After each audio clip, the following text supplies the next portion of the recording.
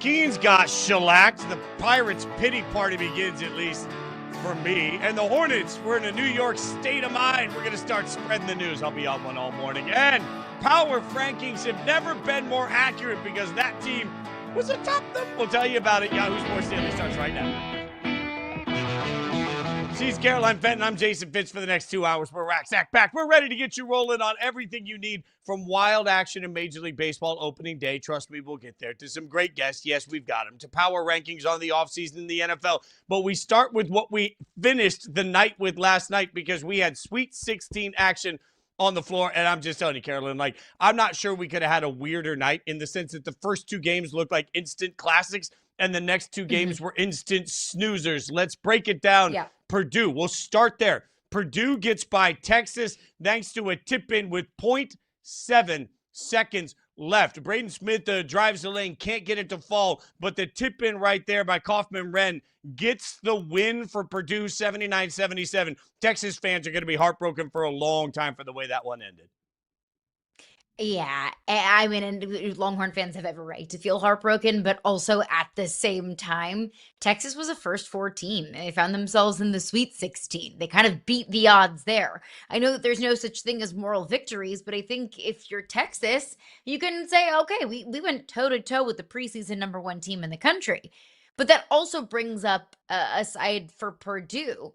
Purdue, like I said, preseason number one team in the country. And just based off of results alone, Purdue has met those expectations because they've punched their ticket to the Elite Eight.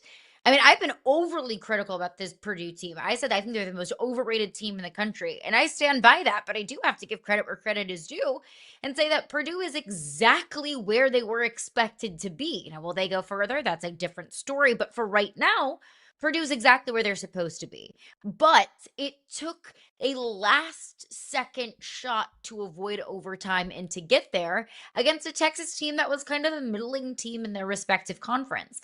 There's two different ways to look at it. Look, Purdue's where they need to be, but also they haven't looked overly impressive on their path to this. And their path to get there to the Elite Eight. Whereas Texas was a team that, we thought maybe they could beat BYU and that would be about it if and when they got past the first four, once they got past NC State in the first four. But at this point, it's like, hey, look, they're kind of playing with house money.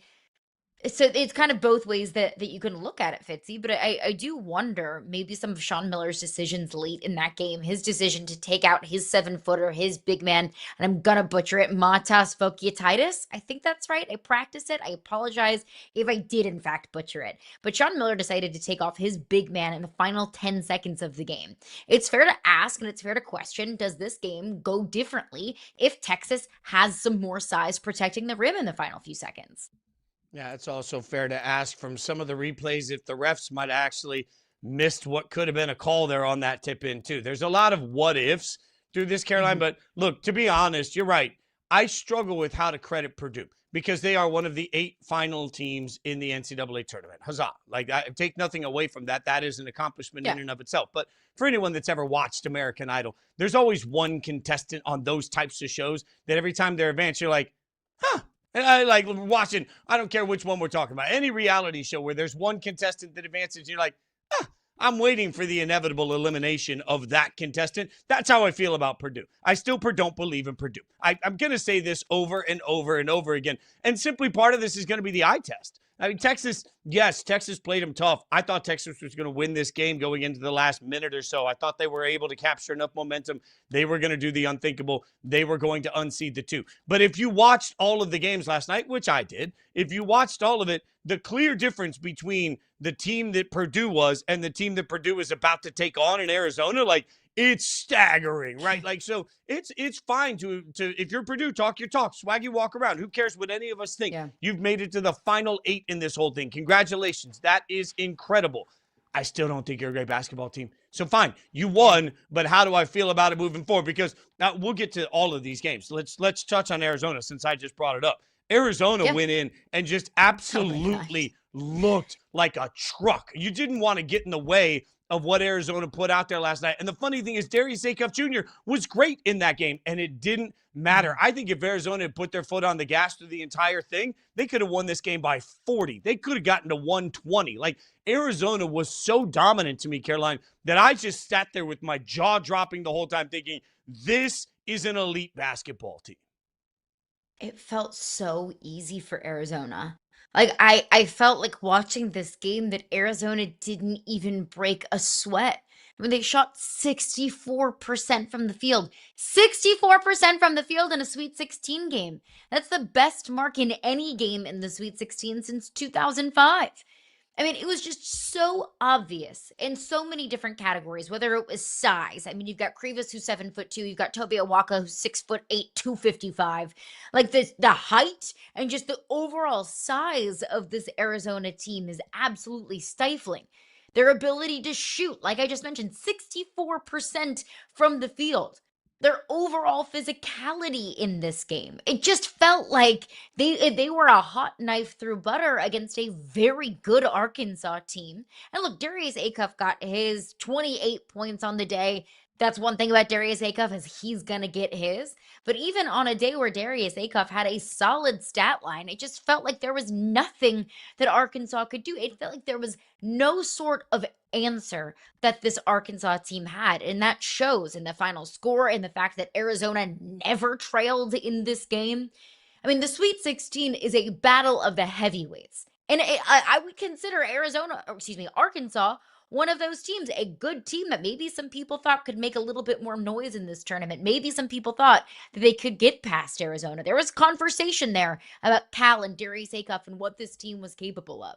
But the fact that it didn't even seem difficult for Arizona to get past this team, I think makes Arizona such a terrifying team. I picked Florida to win the national championship in my initial bracket. Doofus. If I could redo my bracket today, I would put Arizona in the national championship game, and I would have them hoisting a national championship trophy, and I would sleep very well at night doing so.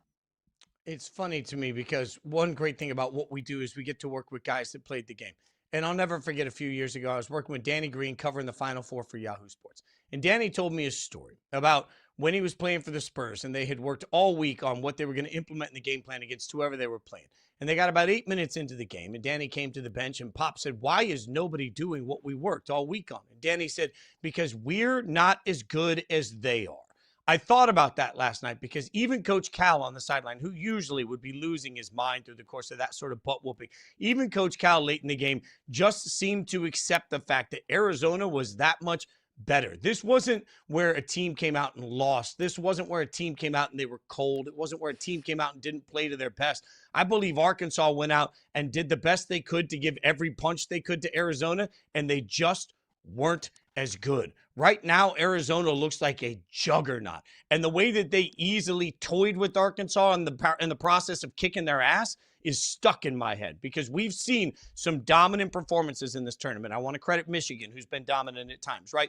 But watching last night, I was just such a clear reminder that the best teams in this tournament have shown themselves, and Arizona is one of them. Let's get to one of the other dramatic games because certainly it wasn't all drama over the course of last night. But we did get at least a close outcome and drama in the Iowa-Nebraska game. Now, you and I joked that Iowa-Nebraska usually belongs on a football field. They belonged on the basketball court last night. It was a great game, but this is the moment that everybody keeps talking about. Nebraska only had 4 players on the court on the line in their loss to Iowa. This is late in the game when they desperately needed a stop. They only had 4 guys out there, Caroline. This is the sort of thing that it bums me out because this was a great game between 2 teams that were matching each other punch for punch. But this stupid mistake had massive consequence to not only the outcome, but the way that we'll remember this game. That blunder was a total and complete and epic failure by Nebraska head coach Fred Hoiberg. And I'm not saying that he is a failure. I'm not saying that this team is a failure because obviously this Nebraska team has been such a wonderful story. I mean, Nebraska has won 2 NCAA tournament games this season. That's 2 more than they have in the entirety of its program's existence. But that was such a disappointing and unacceptable blunder, to the point where I was tuning into some radio shows, just doing some research from former coaches, because I thought to myself, man, I mean, I've watched a lot of college basketball in my day, and I've never seen that. Sure, I've seen 6 men on the court before, very few and far between, but never have I seen 4 men on the court, especially in a game where everything is on the line. Your season is on the line in an incredibly back and forth kind of matchup against your conference foe. Everything is on the line. And you have 4 guys on the court. So, from all the research that I did and all of the shows and podcasts and radio shows and hits from former coaches that I listened to just to try and educate myself on this subject, every single former coach said, yeah, I've never seen this before. This has never happened to me. So I don't know how Fred Hoiberg can allow this to happen. And credit to him, he took total and complete ownership and accountability for that. He said it was a problem, that was a mistake, and that's on me. I will totally own that, and good on him for doing that, because it is on him. Ultimately, everything falls on the head coach.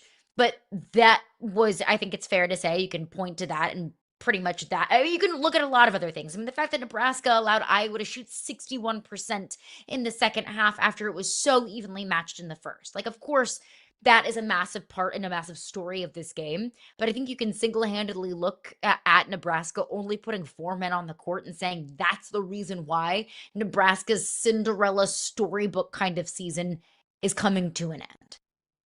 The heartbreak here is that basketball players will tell you all the time, one of the common isms of coaches is that players win games and coaches lose them.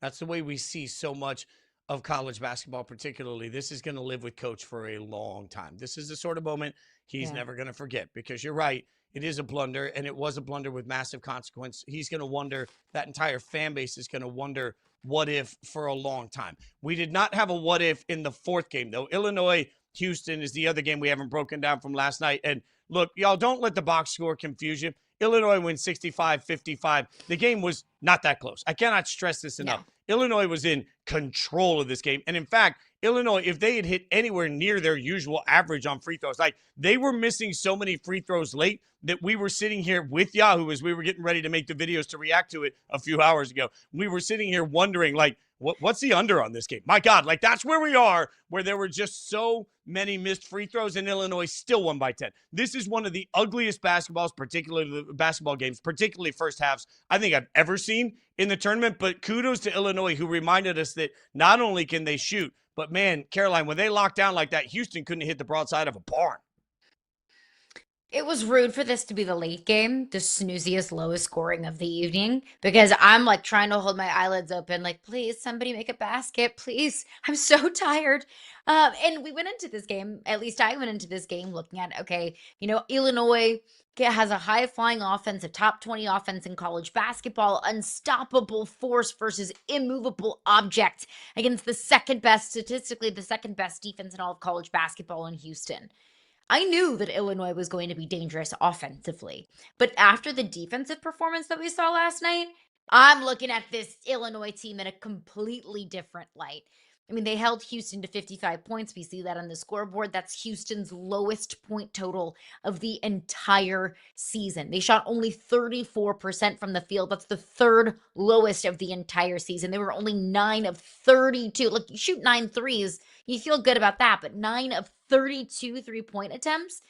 And also, Illinois wasn't letting Houston have any of the gimmies. Illinois, really this season hasn't really fouled much, but Houston only shot 2 free throws.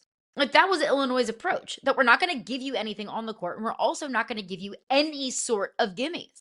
So if Illinois can pair their traditional, 80 to 85 points per game kind of offense with this stifling shutdown defense against a team that contended for a national championship last year, I can absolutely see a path for Illinois to find themselves in the national championship game. No, 100%. And now, by the way, as we sit here and say everything's chalky, we get an Elite 8 out of this bracket that gives us a 1v2. That's fine. We're used to that. But it also gives us a 3v9. So at least interesting as everybody came into this. I don't think many people that built their brackets were ready to have that sort of a matchup going in. Like, I don't think most people were sitting here saying Iowa, Illinois going to be our Elite 8 matchup. Caroline, I know you have one other big winner for us in this tournament so far. Give it to me. Who you got? Yeah, well, if you're going to say that the loser is chalky brackets, I think the winner of this tournament and maybe even this era of college sports is Tony Petitti, the commissioner of the Big Ten. Because last night, Tony Petitti watched two of his teams play each other in the Sweet 16, and then two more will play each other in the Elite Eight when Iowa and Illinois face off. Because we saw Purdue advance to the Elite Eight as well. I mean, and also, we view it as Big Ten, SEC, the two greatest powers in college sports. Well, we saw three Big Ten teams advance last night and two SEC teams go home. And oh yeah, by the way, it's in Indianapolis in Big Ten territory. I feel like they're going to sell a few tickets there. And oh yeah, by the way, we're fresh off of an Indiana national championship in football, followed by an Ohio State national championship in football, followed by a Michigan national championship in football. The Big Ten is an absolute powerhouse right now, and we saw it on full display last night. We'll continue to see it on the men's side as we head to the Elite Eight as well. Yeah, let's remember when you're talking about the Big Ten, the fact is, as you mentioned, we still have Michigan. We still have Michigan State. Like, this Elite Eight could be absolutely packed with Big Ten teams, which only makes me laugh because at the beginning of this tournament, it sure sounded like the Big 12 was the conference saying that they rule everything. Let's see. They've got Arizona out here staking their claim, obviously, but certainly you're right. A great tournament continues for a great year for the Big Ten. We'll keep breaking it all down. We got plenty more college basketball to get into, but yesterday was the real opening day, the big opening day. Finally, everybody in action coming up. We'll break down some of the biggest action and what it actually means.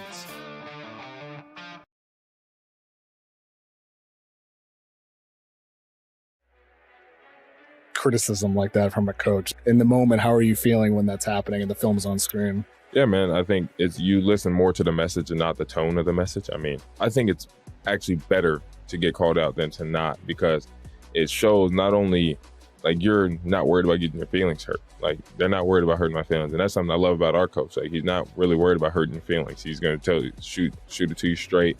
And for me, like, I've always thrived under coaches that do that. We are ranking the biggest robberies in MLS histories, the players who looked at their team owners and said, thanks for the cash, and gave absolutely nothing in return. If your team is on this list, we are very, very sorry. Danielson, FC Dallas. His contract was for $879,000. If you're watching this, look at his photo. He don't even look interested to be there in the photo. With 10 appearances, he effectively got nearly $100,000 per game.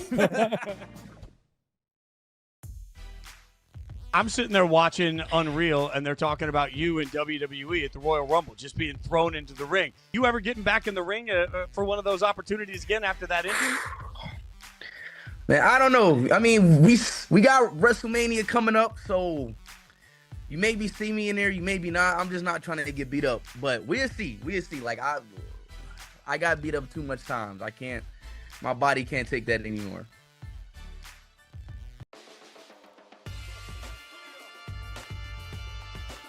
We'll teaser from the one and only Nate Diaz, unfinished business. And then he expanded on that on Twitter and said, I'll see you soon. I'm coming. What about Dustin? Dustin versus Nate.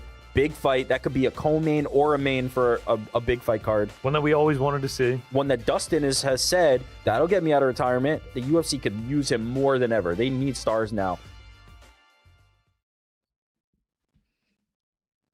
In honor of opening day, we've got a new game on Yahoo Sports Daily called Take or Rake. And this is simple, okay? We're going to pitch a scorching hot take to each other from opening day action. So I'll pitch an idea to Caroline. She'll pitch an idea to me. If Caroline's not feeling it, then she'll take it. I don't want anything to do with it. I'm just going to take the pitch. If she loves the idea, then she'll rake it over center field to get the big home run. Take or rake. Okay, so ready for this, Caroline. Awesome we'll start artwork, with this. by the way. Yeah, it was. Doug, by the way, incredible work from our team putting that up. Like, that is electric. Also, as usual, I'm just going to say that we're manifesting how cool Caroline is, and I'm just there in all the pads, just like, but Caroline's got just the flow and the explosive bat. Like, this works. This works on Catchers so many need levels. love too, Fitzy. That's fair. That's fair. At my age, my knees, no way. All right. That's the oldest thing I've said all day. So I'll give you a pitch. I'm going to pitch you this take, okay? Yeah, the Mets 111-7. That's fine. But my first pitch is this. Us Pirates truthers, in case you watched the show yesterday, somebody on the show might have told you that the Pirates were going to the playoffs, and his name rhymes with Mason Mitz.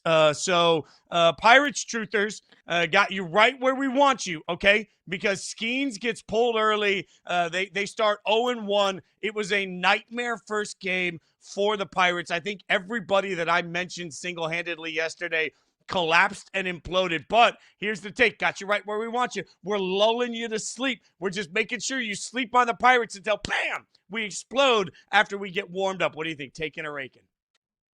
By the way, Mason Mitz would be a great catcher alias for you. That fits. Makes sense. Thank you.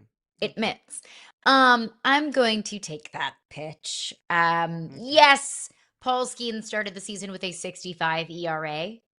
Not great, considering he's had, a sub-1, sub-2 ERA the entirety of his Major League Baseball career. I think that you could also point to O'Neal Cruz perhaps being a big reason for that, which goes back to my initial point that I made yesterday when you made your prediction that the Pirates are going to make the postseason. Yes, you have the best pitcher on the planet. Did I stutter? No, I did not. But clearly, Paul Skeens needs some pieces around him to maximize, one, his potential, and two, just Paul Skeens alone is not enough to get you through the grind of the National League. So I will take that pitch. And look, the Pirates can show me why I should believe in them. Like, once they show me that they deserve my trust, then fine, I will be sure to walk that back. But I have seen nothing, whether it's the Pirates on the field yesterday or the Pirates organization, that makes me believe that I should believe in this team to at least win enough games to make the postseason. I think they will win enough games to be in the lottery conversation more than anything. I cannot wait until the postseason is clinched and I do an entire show with a pirate accent. Matey. All right, Caroline, it's your turn. You get to give me one. Give me a pitch. What do you got? Okay, Fitzy. Francisco Alvarez executed the first successful, we saw one in that Giants-Yankees game, unsuccessful, but the first successful ABS challenge in Major League Baseball history by overturning a ball to strike three. Pivotal call that was absolutely crucial for the Mets. My first pitch to you is, more robot refs in sports, the better. Take a rake.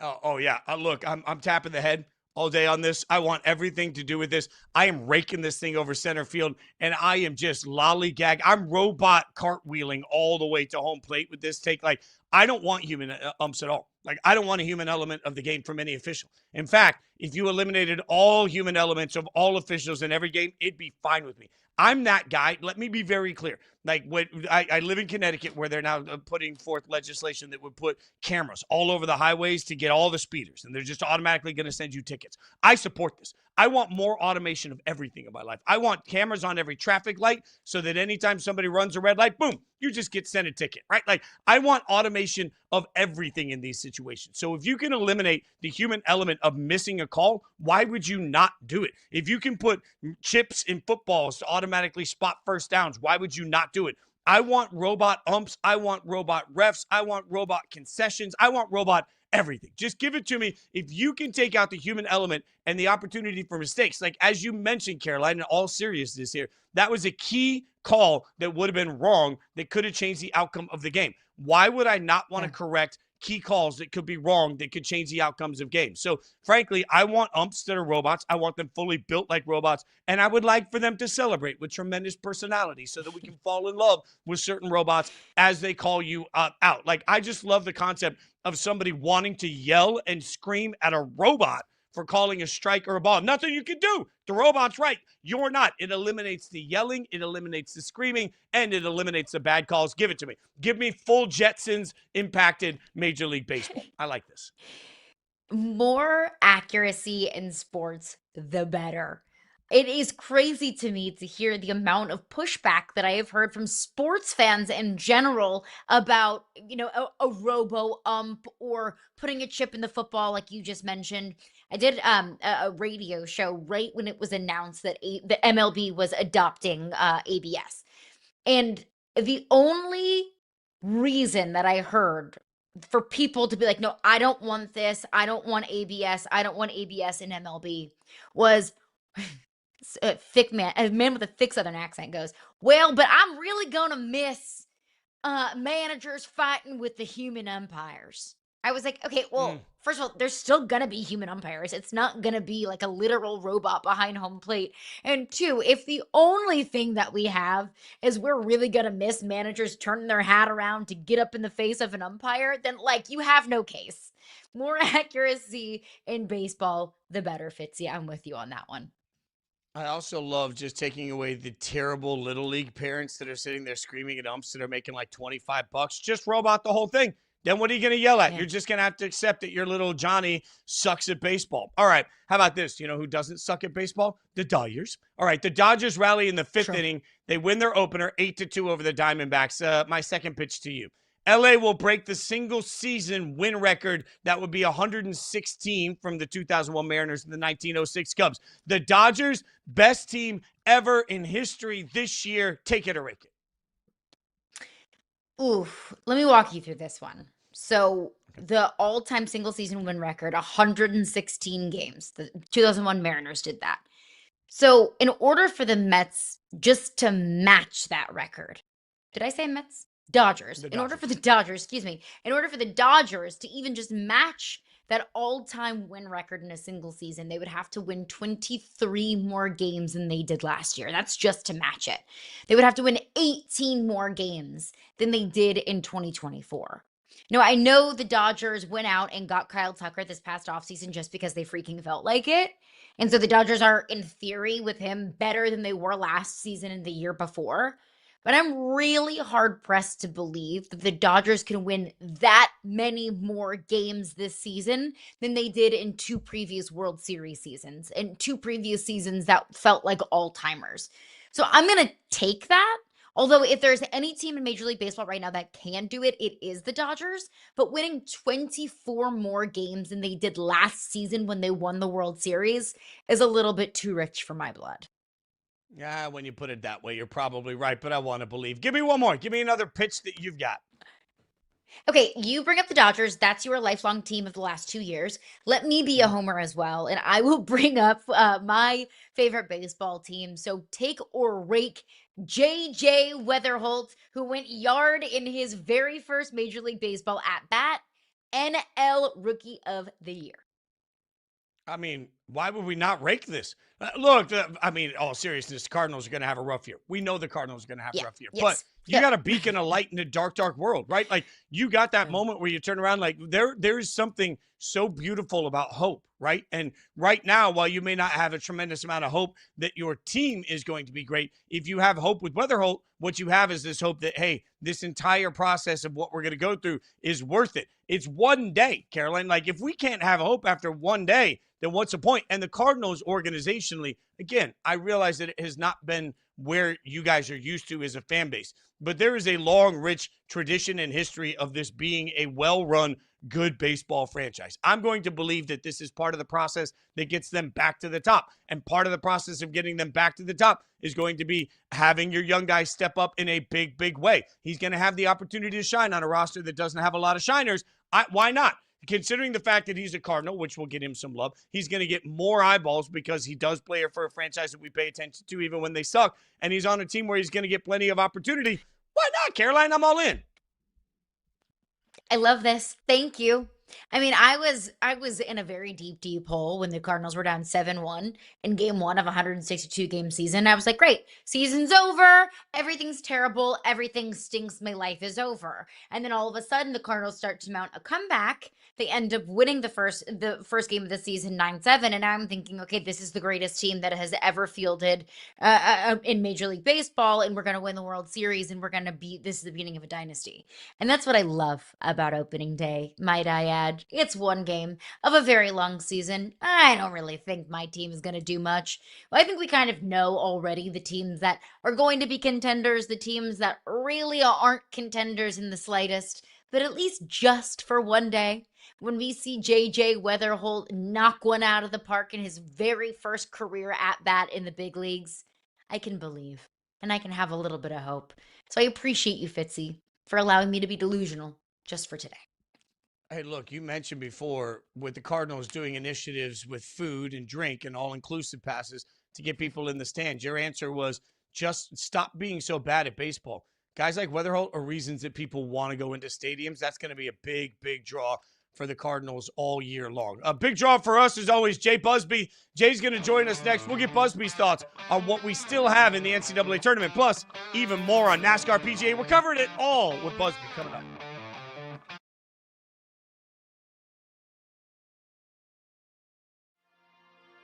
Who is your first player to team fit that you absolutely love? Kenyon Sadiq, the tight end of Oregon, to the Chiefs. And this was basically a post-combine reaction, basically Vernon Davis style numbers athletically. And so I think it was validating to see kind of him put those numbers up athletically, speed, explosion, change of direction. He feels like a player that is not going to drop very far in this draft, especially in a draft where there aren't a ton of blue chip players. Do you feel pressure that this is America's birthday, this is the White House, you have to represent? Hell yeah. I do feel pressure. I feel pressure that, I got to go out there and represent for the United States, and I got to go out there and I feel like I'm going to be expected to go out there and win this fight. I'll probably be a favorite. There's pressure right there too. I put pressure on myself. I need to finish. It's been too long.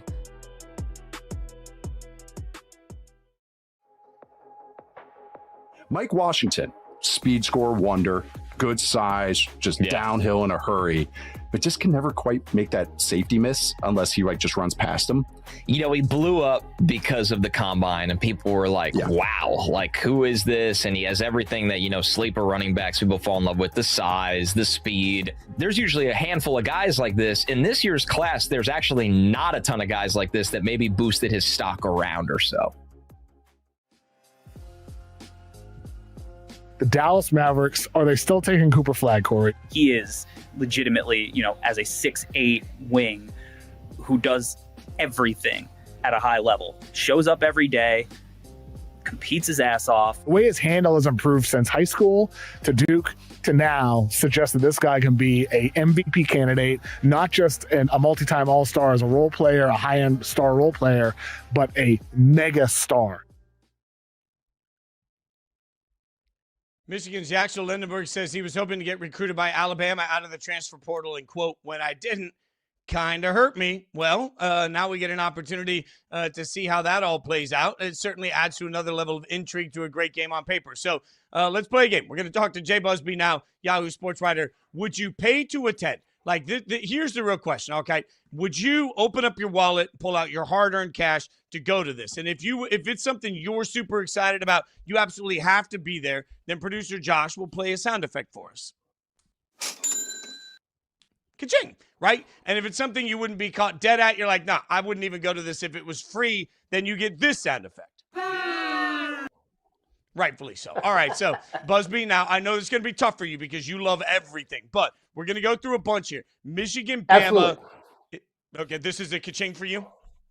Oh, yeah, I was going to say, Michigan, Bama, 100% ka-ching. Michigan has had Alabama's number on the football field the last few years. Michigan holds the distinction of being the team that knocked Nick Saban out of the box for the last time. So, obviously different sport, but the bad blood is going to continue for all kinds of reasons. You got to be at this one. And Busbee, I mentioned that I think the biggest winner of the tournament, at least so far, isn't the story of Iowa, isn't Arizona in the way that they absolutely shellacked in that game last night. It's Tony Petitti, the commissioner of the Big Ten, who's sitting back and watching, Big Ten team after Big Ten team advance and find themselves in the Elite Eight. What would Michigan taking down Alabama kind of mean in the hierarchy of conferences and the kind of back and forth battle between the Big Ten and the SEC? Yeah, we know that we are realistically probably about 5 years away from a two-conference mega league that's coming up with the Big Ten and the SEC, and everybody else is going to be fighting for scraps. And so anytime that one of the conferences can take a bite out of the other one's hide, they've got to take it. And Michigan on Alabama, obviously, a little bit of a mismatch. Michigan obviously favored in this one. But anytime you get to take out a blue chip program like this, either one of them is going to come away very, very happy from this game. Yeah, it is definitely a battle of the big brands in this one, 100%. We'll go from Alabama to their most hated and bitter rival in Auburn, who I've heard a lot of Auburn fans touting as back-to-back Final Fours, which I guess is technically correct. But it was an Yeah, NCAA tournament Final Four last year, NIT Final Four this year. Would you pay to attend Auburn in the NIT Final Four taking on Illinois State?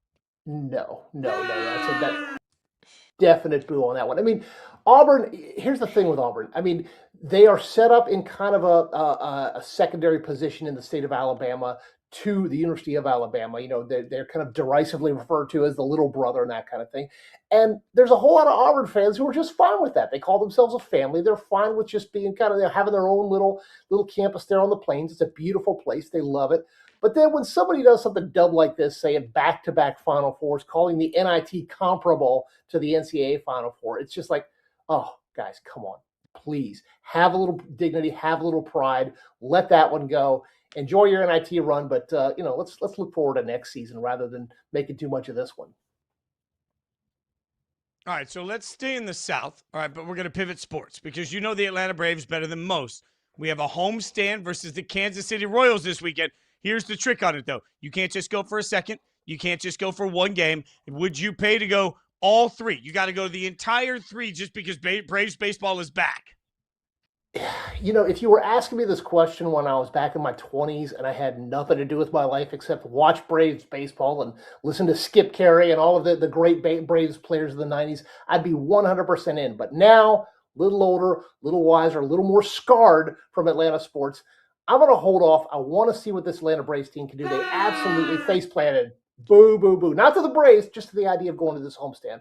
They face-planted last year with 76 wins, well below what they should have. I'm in kind of a wait-and-see mood on the Atlanta Braves this year. Is it fair to say that the Braves were the most disappointing team in Major League Baseball last year?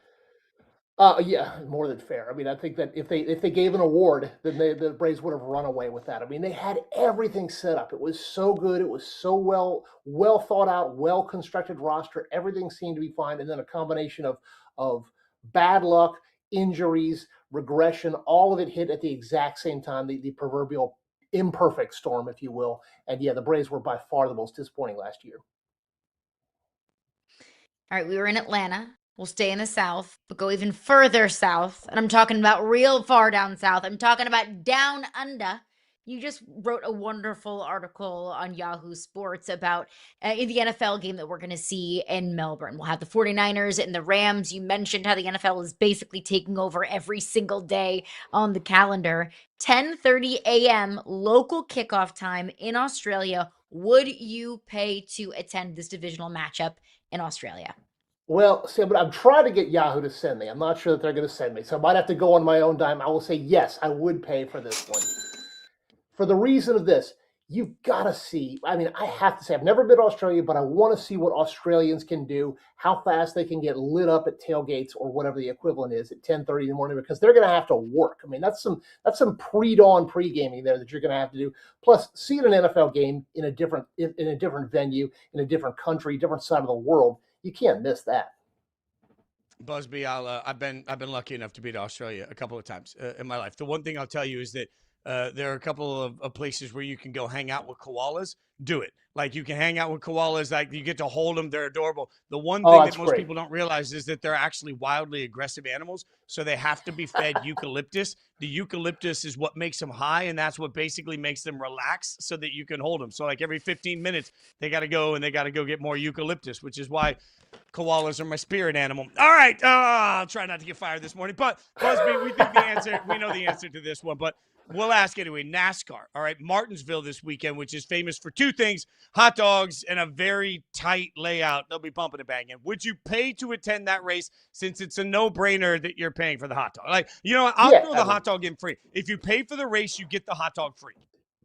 Yeah, I mean, I used to not be as big of a fan of Martinsville, but, without going into too much detail, it's a really tight track. It's so small that it's like, think of cars going around a high school track or driving around a parking lot. So it's not the most exciting technical racing, but there is a lot of bumping and banging. And those hot dogs, if you plan your day right, you can get 7 or 8 of those down before the checker flag flies.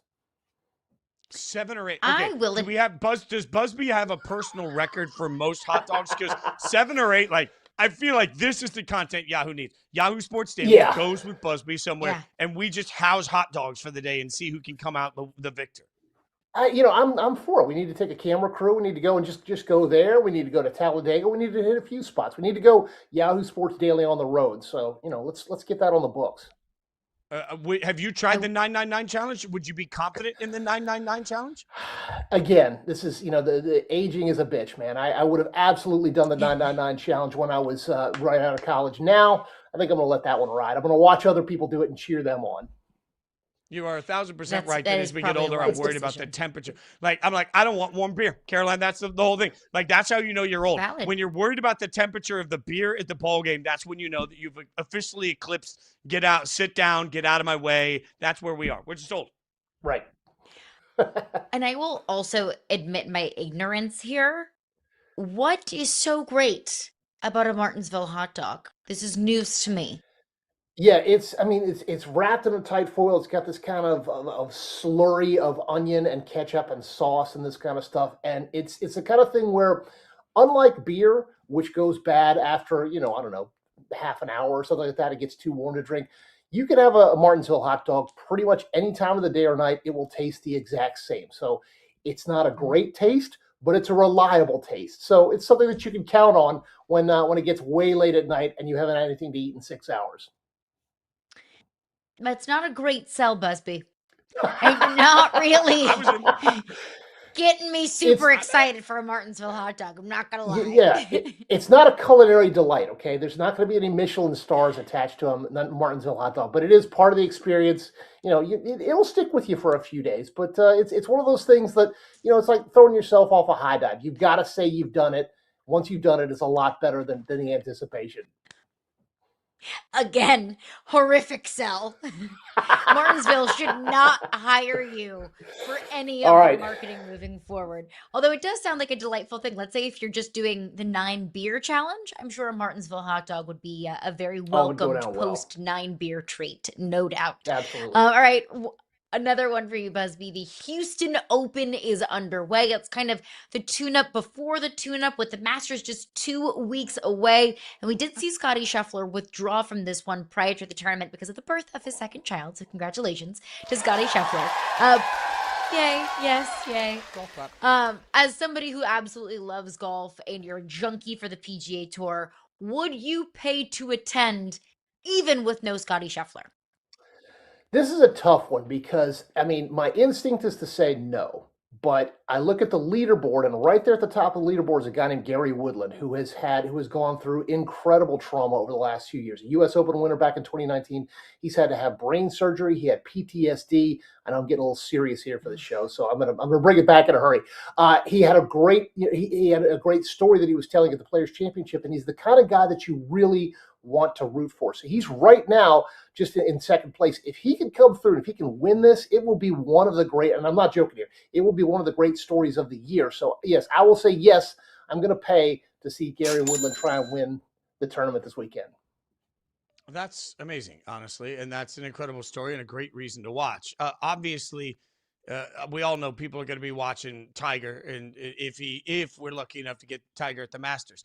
I know you would immediately say yes to Tiger at the Masters, but here's my caveat. Would you pay knowing that the only version you're going to get is wobbly Tiger, like weird Tiger, like not really the Tiger of old? So now we're watching wobbly Tiger struggle to walk from one hole to the next, and we're sitting there saying, I remember when. Would you pay to see that version of Tiger just to see him at Augusta? All right, so I'm going to take off the journalist because I've seen wobbly Tiger. I've followed wobbly Tiger. I probably wouldn't pay normally to see Tiger, but I'm kind of the mind that when you have the chance to see these legends, no matter what, and that's why I'm sorry to see old-timers games go. I'd love to see old-timers games in the NBA and in Major League Baseball. Probably not in football. I don't think you want that. But seeing someone like Tiger Woods tee it up again, take a drive, take a putt, seeing it, walking through the pines there, just bringing back memories of what used to be. Yeah, it's a hit of nostalgia. He's not going to come anywhere close to winning, but man, you absolutely, if you have that chance to see Tiger swing a golf club, you take it. Busbee, all this food talk, let's just circle it back. Let's just bring it all the way back to the most important thing. If you get the Australia assignment and you go over there, would you eat kangaroo? Like, this was weird to me. Here's the story. Okay, the day one, we went to one of those places where you get to hang out with kangaroos. By the way, they are jacked. I had no idea that they are they look like Mike Tyson in his prime. Like they're jacked, they're scary. So then the next day we're in Sydney, and I asked the server, I was like, hey, what's the delicacy that I should eat? And they said, look, you got to eat kangaroo. And I was like, I feel bad. I played with one yesterday. And they said, hey, no, it's like there's an overpopulation issue. You got to eat them. We look for tourists to eat them. Would you play with kangaroo one day and then turn around and eat that kangaroo's cousin the next? This feels like the kind of the lobster tank at the seafood restaurant, is it? I like that guy. All right, get on my plate. Yes, I mean, I'm with you 100%. When you go to a new culture, don't go and look for the damn McDonald's. Go eat what they eat there, what they call a delicacy. Yes, even if it's a tourist food, yes, I would eat a kangaroo, and then I would hope that his cousins didn't come and kick my butt afterward. They're gamey. I'm just saying, they're gamey. I appreciate that. It's a very Anthony Bourdain approach to it. Look, when you're somewhere, you have to fully immerse yourself in the culture, and the people do what they do, even if it feels a little strange to you. But with that being said, we just talked about Tiger at the Masters. If you've been to Augusta, right, Busbee? Many times, yes, I have. So, let's say me or Fitz or anyone watching today has 15 minutes at Augusta. What's the one Masters food item they have to eat? 15 minutes. Wow, that's enough time to get down. Obviously you want to have the pimento cheese because everyone has that. It's what you want to eat. You want to take that. You want to combine it with the barbecue sandwich. Put a little pimento on the barbecue sandwich. House that. Get yourself a domestic beer. Okay. They don't name the beer. It's all Masters beer. It's called domestic beer. You house one of those. You keep the cup. You finish it off with a peach ice cream sandwich. The absolute pinnacle of Masters food. That's 15 minutes. It'll cost you probably $6 for all that, maybe $10 with the beer. You're good to go. Look, I think we figured this out. Forget Yahoo Sports Daily. We're opening a restaurant, and the first thing we're putting on the menu is a barbecue sandwich with pimento cheese on it with the side of peach ice cream afterwards. Like you've just described a perfect Southern meal, my friend. It's great stuff from Jay Busbee, as always, man. We appreciate your insight. Thanks for spending so much money with us today. We could change you into a lot of expenses. We'll get right on the bosses. Make sure that Australia trip gets approved. They'll have no problems with it, I'm sure. Just tell them Caroline said it was okay, and then everything goes right through. That's the way things work. Busbee, we appreciate your time, my friend. Have a great weekend. Totally fine. Always, my friends. Take care. It's great stuff. Busbee. Follow him on social media at Jay Busbee. Coming up, the Hornets. Oh, we're in a New York state of mind last night. What's it mean for the playoffs? So we'll tell you next.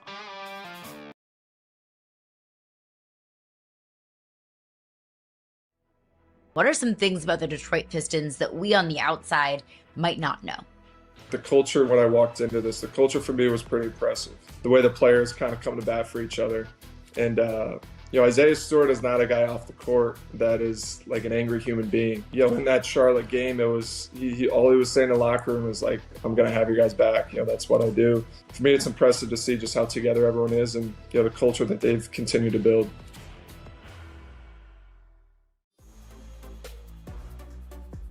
I have Sadiq at the top like you. That's not the surprise. Sam Roush from Stanford, who had the big combine, unlike a lot of college tight ends that are productive, he actually, in my opinion, is playing the position like a pro right now. I love how he rumbles after the catch. I like Sam Roush quite a bit, Nate, because I just love that I could put him on the line of scrimmage, and I think he's tough as hell.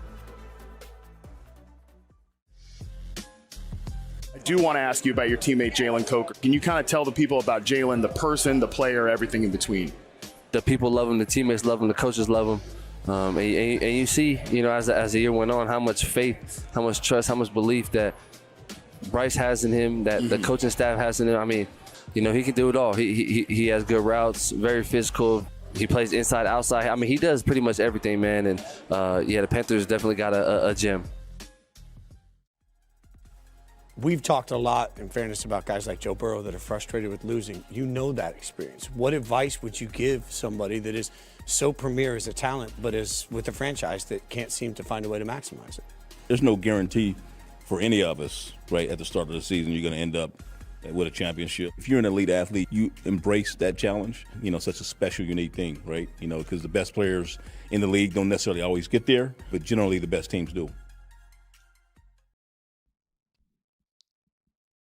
6 more threes for Con Knipple in the win. He's up to 253 threes this season, extending his rookie record while becoming the youngest player in NBA history to hit 250. And by the way, in the process of all of this, not only was Con great, but the Hornets were great as they take down the Knicks and didn't look like it even phased them in the process. They controlled this game really from the outset. 114-103 is the final score in what could be a 3v6. There's still some playoff situation positioning that is in front of Charlotte, but this could be a first-round matchup, Carolina. We've been in on this team. Are we ready to believe, see what we did there, that the Hornets can actually be this year's Pacers, maybe make a wild run all the way to the finals? I believe. I am feeling the sting, and I've got hive mentality. I think that's the only B puns that I have left in me, but I'll circle back at the end of the segment once I do a little bit more thinking. Yeah, 100%. I mean, the Hornets can score at such an incredibly high clip. It feels like right now everything is clicking, and it has been. They've consistently been clicking over the span of the last month and maybe even 2 months. That we're seeing LaMelo Ball play at an incredibly high level. Con Knipple is playing like the Rookie of the Year, and dare I say, should be Rookie of the Year. I understand that Cooper Flagg was the bigger name coming into this season. Con Knipple is the Rookie of the Year. And they all, and Brandon Miller as well, shooting at such a high level. This team has the mojo. This team just, it's going, it's clicking. Like everything is just clicking on all cylinders. But if you're going to talk about if it's this year's Pacers, I don't know if I can go as far as to say that the Charlotte Hornets are going to find themselves in the NBA Finals. Keep in mind, this is still a young team, and this is still a team that's new together. When you're looking at the rest of the East that has a lot more experience and has a lot more experience as a unit, I don't know if the Charlotte Hornets can overcome that, because I think that postseason experience matters. I do think that in order to break through, you have to be knocking on the door of a championship or at least getting to an NBA Finals. So I don't know if I can say with a lot of confidence really at all that the Hornets can find themselves coming out of the East and finding themselves in the NBA Finals. I don't know if I see this Hornets team getting past the Celtics, but I absolutely can see this Hornets team being a giant slayer. And if people aren't paying attention now, and look, I guess I get it, Charlotte's not the biggest basketball market out there, but if people aren't paying attention now, people absolutely 1000% will be when the Charlotte Hornets take down one of these big-time brand teams in the beginning of the postseason. Yeah, there's plenty of buzz around Charlotte, obviously, and on this show. Because, look, I think one of the things that really impresses me the most, you mentioned their youth, they just never seem to play tight. They always, like, I expected last night to just see maybe a little bit of a moment, where you have the team's got to meet the moment. And I just don't ever feel like the Hornets on the court feel like they even understand they're in a moment. They're just out there playing basketball. There's a joy to the way they play. There's a looseness to the way they play. There's just an ability to move fluidly with the way that they play that I think is really impressive. So to me, can they win in the playoffs? Yes, they can absolutely win playoff series. Are they better than the Celtics? No. So, if we wanted to be hot takey, can they make it to the NBA Finals? I don't think so. Can they go on a run? Yes. Do they look like they have the building blocks that they're about to become a very good, stable franchise for the foreseeable future? Yes. And those are all wins compared to what we expected coming into this season. You are right. Concanipple is clearly, and I don't even think it's close, the Rookie of the Year. Part of that is the expectations that came into this season. Part of it is the way that he's just playing. And like I said, every single time they need a big shot, he comes up with it over and over and over again. This Charlotte team is just, it's beautiful offense watching them play, and they are still playing defensively with enough urgency that I feel really good about it. This average point differential in their wins speaks to something too. They win. When they win big. So I think they absolutely have the ability to go on a run. There's a but to several of the teams to me in the East. I think there's a lot of fatal flaws to the East. I think Charlotte can rise through much of that. So, yeah, I'm all in on the Hornets. From teams that are on the rise to teams that are trying to figure out how to get there, obviously tanking is always part of the conversation. We did get some breaking news today, and this came in the form of a tweet from Shams as he breaks down some of the proposals that are being looked at right now by the NBA. The NBA presented 3 comprehensive anti-tanking concepts to its Board of Governors on Wednesday, with modifications expected to each before a formal vote in May. These are comprehensive. They're confusing. I will tell you that, immediate reaction, 18 teams in the draft lottery, seeds 7 through 15 in each conference, flattened odds, bottom 10 teams having an 8% chance, remaining teams 20% odds. This is all a bunch of math, and it's very confusing. I will say this. I think, Caroline, the one thing that I always look at is there a loophole, and are you incentivizing anybody to lose along the way? I don't see in any of these proposals a way that just takes away the incentive to not be a borderline playoff team, which will, at some level, whether you're incentivizing tanking to just miss the playoffs or whether you're incentivizing tanking to be terrible, whether you're looking at 1 year or 2 year records, I don't think any of this actually solves anything. Well, let me just say, using 2-year records makes no sense, and I think that's idiotic.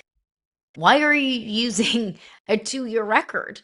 Like a draft incentivizes bad teams from this past season, and the best teams from this past season pick at the bottom of the draft. That's how it is. Why are we going back 2 seasons? That makes absolutely, positively zero sense to me.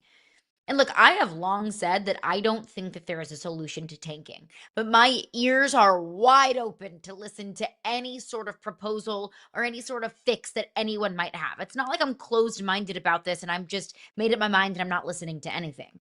But I believe wholeheartedly, as long as there is any sort of incentive for losing basketball games, you will have people who intentionally try to lose basketball games. And that is just, maybe that's oversimplifying it, but I think that's just what it boils down to. The worst teams get the best picks. Point blank, period. And you can divvy it up with 2-year records or, 20% chance this, 8% chance this. Or you can break down all the analytics. You can crunch the numbers. You can go get a master's in neuroscience to try and figure out, who gets the number 1 pick and who gets the number 2 pick, because this is awfully confusing. But when it comes down to it, when it boils down to it, when there is a bad team who gets an opportunity to not be bad, if they pick high enough in the draft, they will intentionally try and be bad. That's just what it is. It exists in every sport, in every league, and has since the beginning of time. I still maintain that the only 2 things that will actually at least put a dent in some of this is putting a cap. Once you're in the lottery, you can't be in the lottery again for a certain number of years. So no matter what happens, even if you lose, but that will still incentivize other teams that are trying to find their way into the lottery. So that doesn't work. The other thing that I continually say is that they could put a floor. If you don't win a certain number of games, you don't get a draft pick at all. That though creates a dilemma when you actually have a terrible basketball team that just can't get any better. If they put a floor, you don't get a draft pick if you don't win at least 25 games. Well, now all of a sudden you're certainly incentivizing winning, but you are going to incentivize losing for everybody still trying to find their way through it. Bobby Marks makes an important point here. Consequences of lottery reform could be felt for teams that owe future first rounds and swaps starting in 2027. This is staggering. 21 teams have at least 1 first swap owed in the next 7 years. All of this business was done understanding that there was at least the concept that the system wasn't going to change. If they make massive wholesale changes to the way the draft lottery works, that will impact trades that have already taken place and swaps that have already taken place. I wonder how teams are going to feel about approving anything that puts them in a bad situation when they did business thinking that the draft was going to work one way and now suddenly it doesn't. Imagine how everybody will feel if they change this and now suddenly you're impacted in ways you never could have imagined because you never could have seen these changes coming.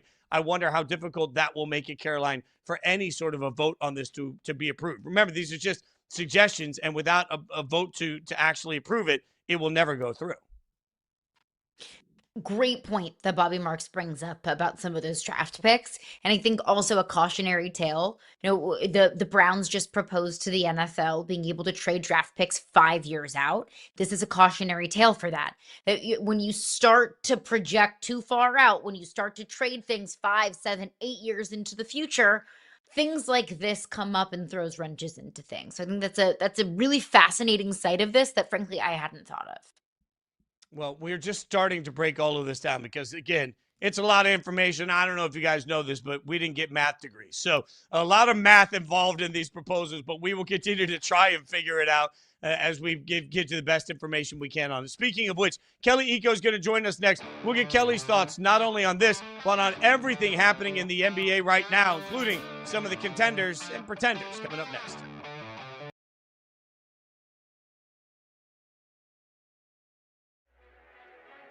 criticism like that from a coach. In the moment, how are you feeling when that's happening and the film's on screen? Yeah, man, I think it's you listen more to the message and not the tone of the message. I mean, I think it's actually better to get called out than to not, because it shows not only like you're not worried about getting your feelings hurt. Like, they're not worried about hurting my feelings. And that's something I love about our coach. Like, he's not really worried about hurting your feelings. He's going to tell you, shoot it to you straight. And for me, like, I've always thrived under coaches that do that. We are ranking the biggest robberies in MLS histories, the players who looked at their team owners and said, thanks for the cash, and gave absolutely nothing in return. If your team is on this list, we are very, very sorry. Danielson, FC Dallas. His contract was for $879,000. If you're watching this, look at his photo. He don't even look interested to be there in the photo. With 10 appearances, he effectively got nearly $100,000 per game. I'm sitting there watching Unreal, and they're talking about you in WWE at the Royal Rumble, just being thrown into the ring. You ever getting back in the ring for one of those opportunities again after that injury? Man, I don't know. I mean, we got WrestleMania coming up, so you maybe see me in there, you maybe not. I'm just not trying to get beat up, but we'll see. We'll see. Like, I got beat up too much times. My body can't take that anymore.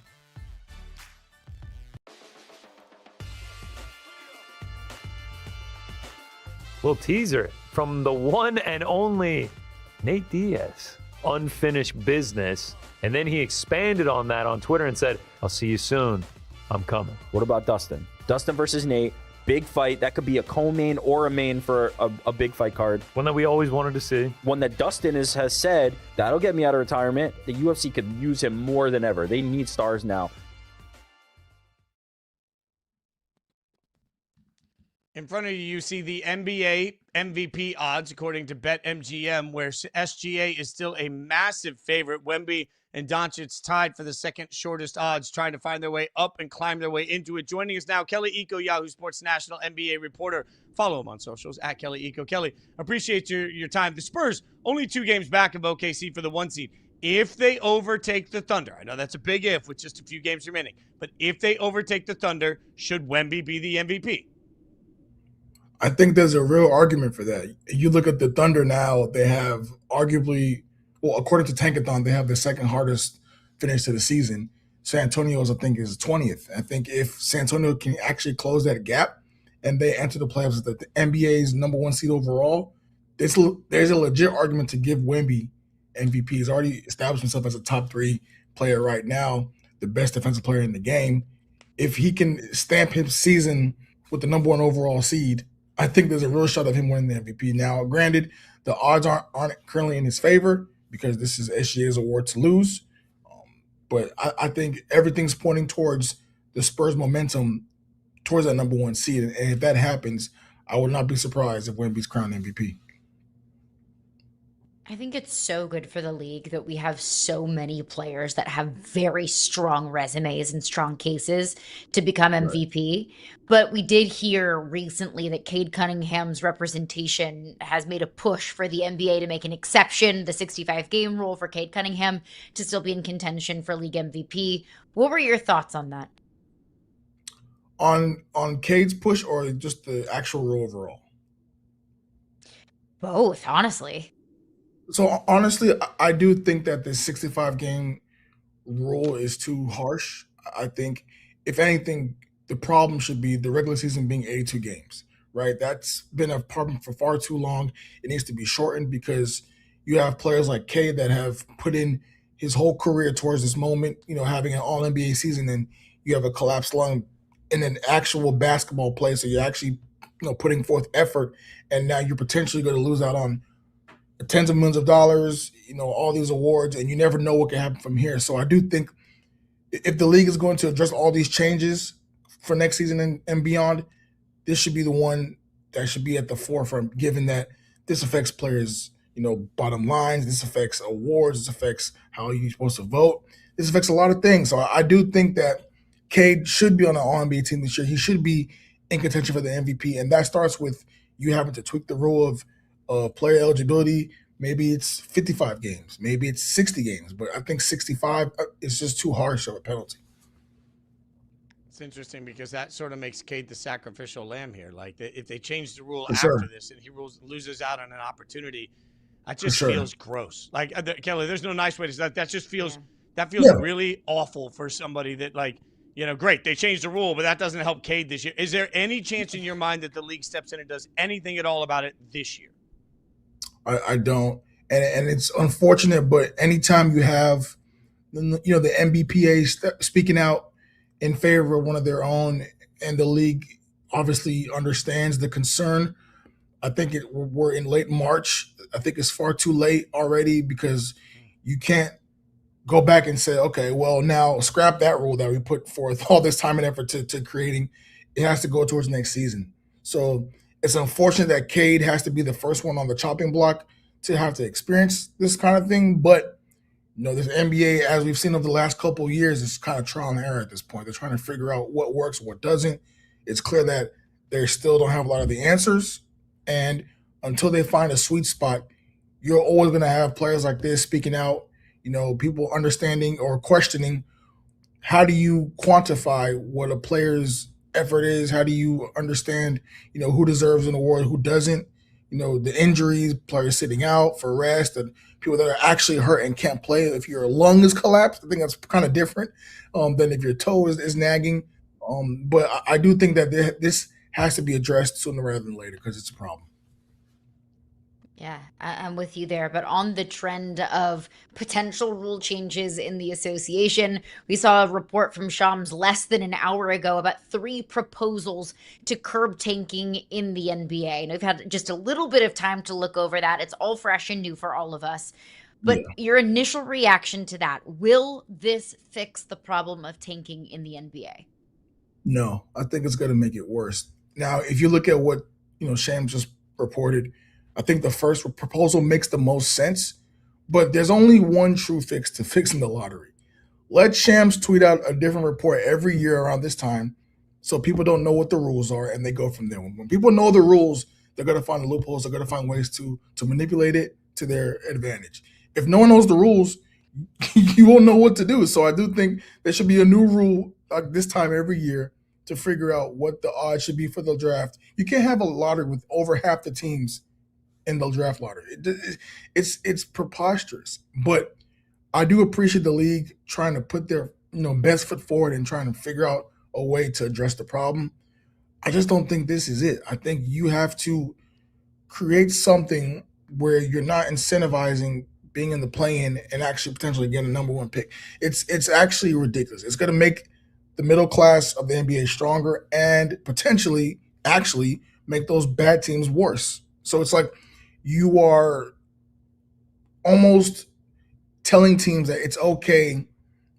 It's more advantageous to be in the play-in, right, than opposed to being the 14th to 15th seed because the odds are all going to be the same. It doesn't really matter. So you have to really understand why the lottery was created in the first place and figuring out how to correct course going forward because this is a mess and I don't think it's going to solve tanking the way the league thinks it is. Kelly, when I was a kid, I didn't like doing the dishes. So I'd wait till my mom was done with the dishes, and then I'd come in and I'd be like, hey, you need help? Knowing full well that she had it under control. Is the NBA actually trying to fix tanking, or are they just trying to fix the perception by trying to fix tanking? You know what I mean? Like, are they actually trying to do the dishes here, or are they just coming in and being like, hey, we tried, sorry? I think you're onto something because if you look at all the money coming in from marketing, from, just bigging up these draft class, from the crossover between college basketball and the NBA, it's a very lucrative business right there. So it actually behooves the NBA to have teams that are bad stay bad. It doesn't behoove the NBA to have, this parity that they've been screaming about for the last couple of years. It really doesn't. The NBA is a business, and unfortunately how some businesses flourish is there is a clear separation, a clear demarcation from the top and the bottom. And any attempt to shorten that gap or shorten that competitive level between two tiers of teams, 3 tiers of teams, you're going to run into problems. You're going to run into angry owners. You're going to run into angry fans. You're going to run into eventually angry players. It's something that has been that way for a very long time. And the only reason why the league really stepped in is because of what the Jazz and Pacers did. It was egregious. Like people were like, okay, this has to be, something's got to stop about this. And Adam Silver knows this, but to what extent does he actually believe that this is harming the integrity of the sport? You know, that's the part where you could actually have real questions about. And that's why I don't think that while all these changes are admirable, I don't think that they're sincere. I think the league is far more concerned with expansion and, you know, how to make money off of that than, you know, if the 8th or 9th seed is getting the 3rd pick in the draft. I mean, when it comes down to it, fans, basketball fans, sports fans are far more enthralled with the Oklahoma City Thunder and the Boston Celtics far more than they are the Jazz or the Nets or the Pacers. And those teams aren't going to be the ones that are attracting new fans. But you did have a fascinating article on Yahoo Sports about a potential revision or a way to acknowledge all of the great coaches that we have this past season in the NBA. Break that idea down for us. So, you know, if you look at, you know, the NBA awards, you have the MVP, you have All NBA, you have Defensive Player of the Year, you have All Defensive Teams, you have Rookie of the Year, you have All Rookie Teams. Why not expand that, you know, for coaches? I do think that coaches often have that conundrum of it's the players' team when they win and it's the coach's team when they lose. And I think that's a bit unfair, you know, from a coach's perspective on their part. And I do think that there should be a way to celebrate, you know, various coaching jobs, because this season has had a number of people, you know, punching above their weight and putting forth an admirable product. You have guys like Charles Lee, who just took down, you know, the Knicks that won 7 in a row. You have people like Joe Mazzulla, who defied the odds after the Celtics front office kind of stripped their roster for the luxury tax, and now they're within eyeshot of the number 1 seed. You have people like Mitch Johnson, you know, obviously taking the Spurs to where they are now. JB Bickerstaff, you know, no one thought the Pistons would go to be the number 1 seed by any means over the next 3 to 5 years. And look where they are now. You can go to Jordan Ott in Phoenix. There are a number of coaches that are doing their thing. And I do think that there should be a way to incentivize and celebrate those people that are going above and beyond on a night-to-night basis. I love the way you're thinking outside the box, because it's not always as simple as here's one team that outperformed. One team that has outperformed, obviously, is Charlotte. Charles Lee. We've talked a lot about the Hornets. We are Hornets stands on this show. How have they found this success so quickly? Honestly, the best way to put it is a collective trust. Like, Charles Lee is a motivator. He's a tactician. But ultimately, he's a realist. He understood that to get the best out of everybody, you have to get the buy-in from LaMelo Ball, first of all. You have to get him to relinquish some of that responsibility. You have to get the buy-in of guys like Brandon Miller, Miles Bridges to take less shots, understanding that the team would fare better if you guys all ceded control. You allowed Con Kneppel to step in and have one of the most impressive rookie seasons I've seen in a long time from a wing player. Then you found the core that works, and you brought in Diabate, that is a force on the offensive glass.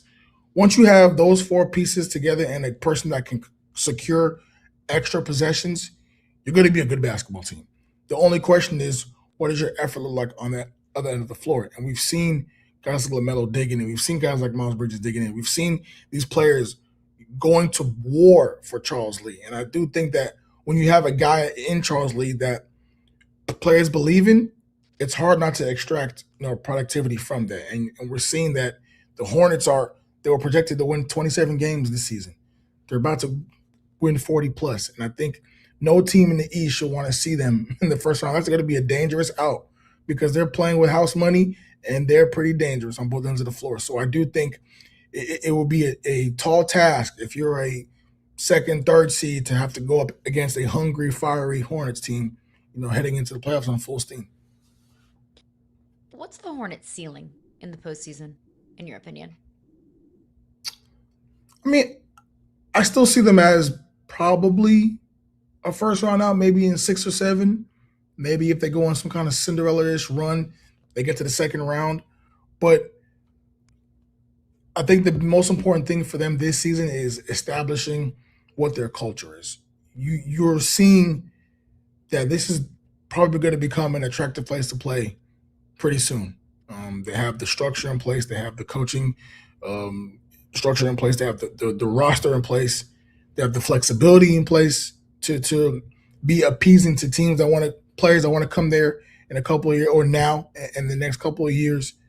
So I do think that their ceiling, I don't think that the good thing about being a young team that no one believed in is that when you do get to the playoffs, you can create your own ceiling. If the Hornets were to lose in 5 games, nobody would scoff at them and say they had a bad year. If they were to get swept, no one would say they had a bad year.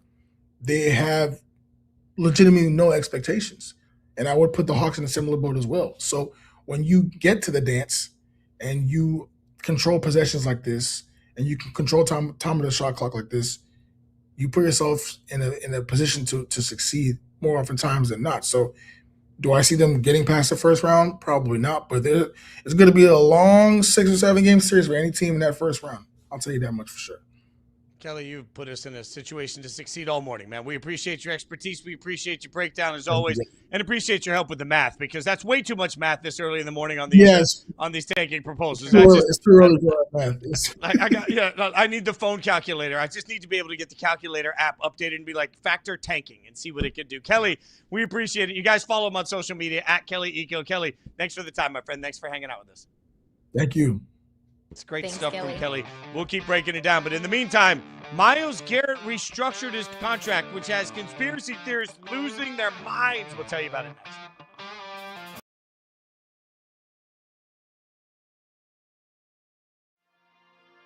Who is your first player to team fit that you absolutely love? Kenyon Sadiq, the tight end of Oregon, to the Chiefs. And this was basically a post-combine reaction, basically Vernon Davis style numbers athletically. And so I think it was validating to see kind of him put those numbers up athletically, his speed, explosion, change of direction. He feels like a player that is not going to drop very far in this draft, especially in a draft where there aren't a ton of blue chip players. Do you feel pressure that this is America's birthday, this is the White House, you have to represent?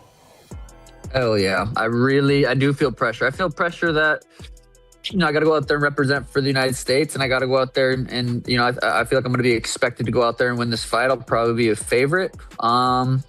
There's pressure right there too. I put pressure on myself. I need to finish. It's been too long.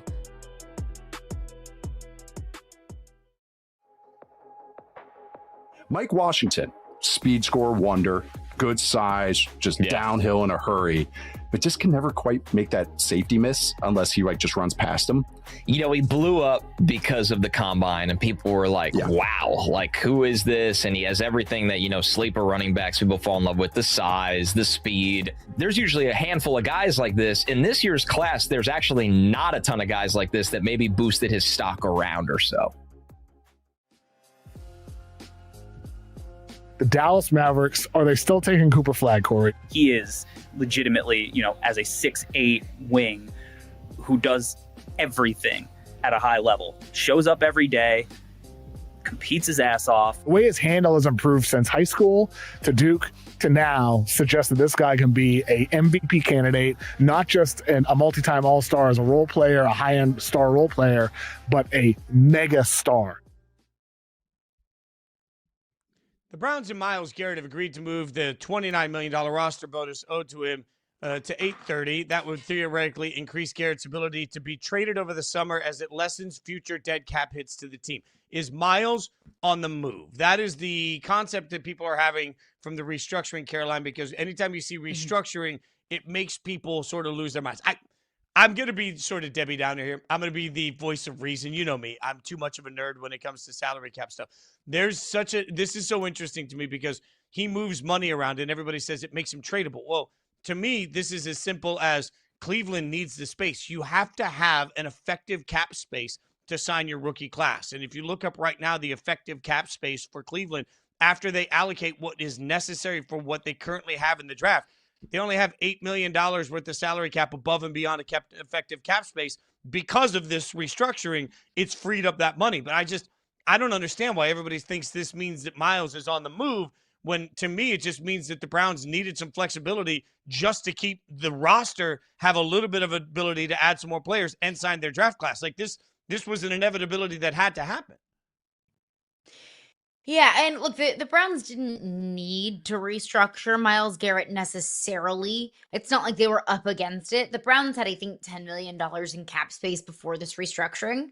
So I think that's what people are kind of pointing to and looking at. Same thing, they push the bonus to after June 1st. So then in theory, that would be if the Browns do trade Myles Garrett, then they are not on the hook for that guaranteed bonus. That whatever team trades for Myles Garrett would then be on the hook for the bonus. So the Browns are just kind of taking care of themselves. Maybe that's how people are looking at it. Like the Browns are taking care of themselves so they don't have to pay Myles Garrett extra money when they're not going to be getting Myles Garrett services. But I do think that this is a strange restructuring, right? Like a lot of times when we see restructures, we're like, okay, yeah, that's obvious. Like the Chiefs restructuring Patrick Mahomes' contract this past offseason, like that just makes sense. You have the years on the contract. You can push the money down the line, create cap space now, push it down, to several years down the line. We'll worry about it several years down the line. We're just worried about right now. Myles Garrett's contract restructuring wasn't as obvious. And I think that the fact that it isn't as obvious, that there's not like this is why the Browns did this, leads to space for speculation. I think that this can be a case of confirmation bias. That if you are, let's say, a Browns fan and you refuse to accept that there is any reality where Myles Garrett does not wear a Browns jersey, then you can say, okay, well, they're doing this to free up cap space now. So the Browns can go make some free agent moves, that they can get into camp, and they give themselves the flexibility to sign whoever they might need to sign in the offseason. That's, fair and also a possibility. But if you are somebody who just wholeheartedly believes that there's no way that Myles Garrett is going to continue to be a Brown, that the Browns are just terrible with Myles Garrett, so may as well be even worse without Myles Garrett, then you can point to that and say, okay, well, this now makes Myles Garrett's contract more tradable, and also it frees the Browns up of any, anything that they might owe him. To me, I think that this is potentially a sign that Myles Garrett is getting traded, not just with the contract restructuring, but also the fact that the Browns were the team that not that long ago brought up the idea of trading picks 5 years out. Now in the NFL, you can only trade picks 3 years out. It was the Browns who said, why not 5? Let's expand it a little bit. So maybe I think that on top of the Myles Garrett contract restructuring is a reason why I think that the Browns are looking to potentially kick the tires on a Myles Garrett trade. They know they're going to be bad. The quarterback situation lends the Browns to being bad. It's a really good quarterback draft next year. It's a strong draft, at least from what we know and what we've seen right now. The Browns might be looking ahead to next season and saying, look, we have the best defensive player on the planet, and it hasn't made a difference for us. So we may as well free up some cash, and we may as well get some draft capital in the process. I see that. I just, so according to, at least to what I've been able to find, the Browns need around $15 million in cap space just to sign their draft picks. So right now they have $22 million according to Over the Cap. They need 15 just to sign their draft picks. So for all of this conversation on Myles Garrett, if they trade Myles Garrett pre-June 1st, it will actually cost them $18 million more on the salary cap right now if they trade him pre-June 1st. So that means if the plan was to trade Myles Garrett before the NFL draft, it will actually put them in a worse cap situation right now. If the plan is to trade him post-June 1st, yeah, they can save a little bit of money. I guess my question is, why are you doing that? Like, why would there be any concept of we're going to hold Myles Garrett, we're not going to get anything for him in this year's draft, but we'll be able to get something for him in next year's draft and maybe the draft a year after that. So we're not going to do anything to capitalize on it right now. We're just going to try and capitalize on it in 27 and 28. They can't take the hit that comes from trading him pre-June 1st, which means they can't move him in time for the draft in Pittsburgh. So now we're talking about moving him in June so that you get a pick the following April. That just doesn't make any sense to me. To me, this has got to be all just a part of logistics. It's all part of moving money around. Maybe it's a part of the way that they're just working their books on the money that they have to guarantee and when they have to pay things out. But I think it's much more complicated to just let Myles Garrett walk or trade Myles Garrett in this situation than it's getting credit for, simply because it creates more salary cap difficulty pre-June 1st. And I don't see why a team would say, oh, I want to pick in 27 and 28 and 29 for him. Well, first of all, you say that would be nonsensical. Has anyone ever accused the Browns of being an organization that makes a lot of sense and makes smart decisions? No. Second of all, if you had to pick today, how many games will the Browns win with or without Myles Garrett in 2026? Probably, 5? let's say, 5. Probably 5 without him, 7 with him, maybe. Best case. If they turn out to have much better quarterback than I thought. Sub 500.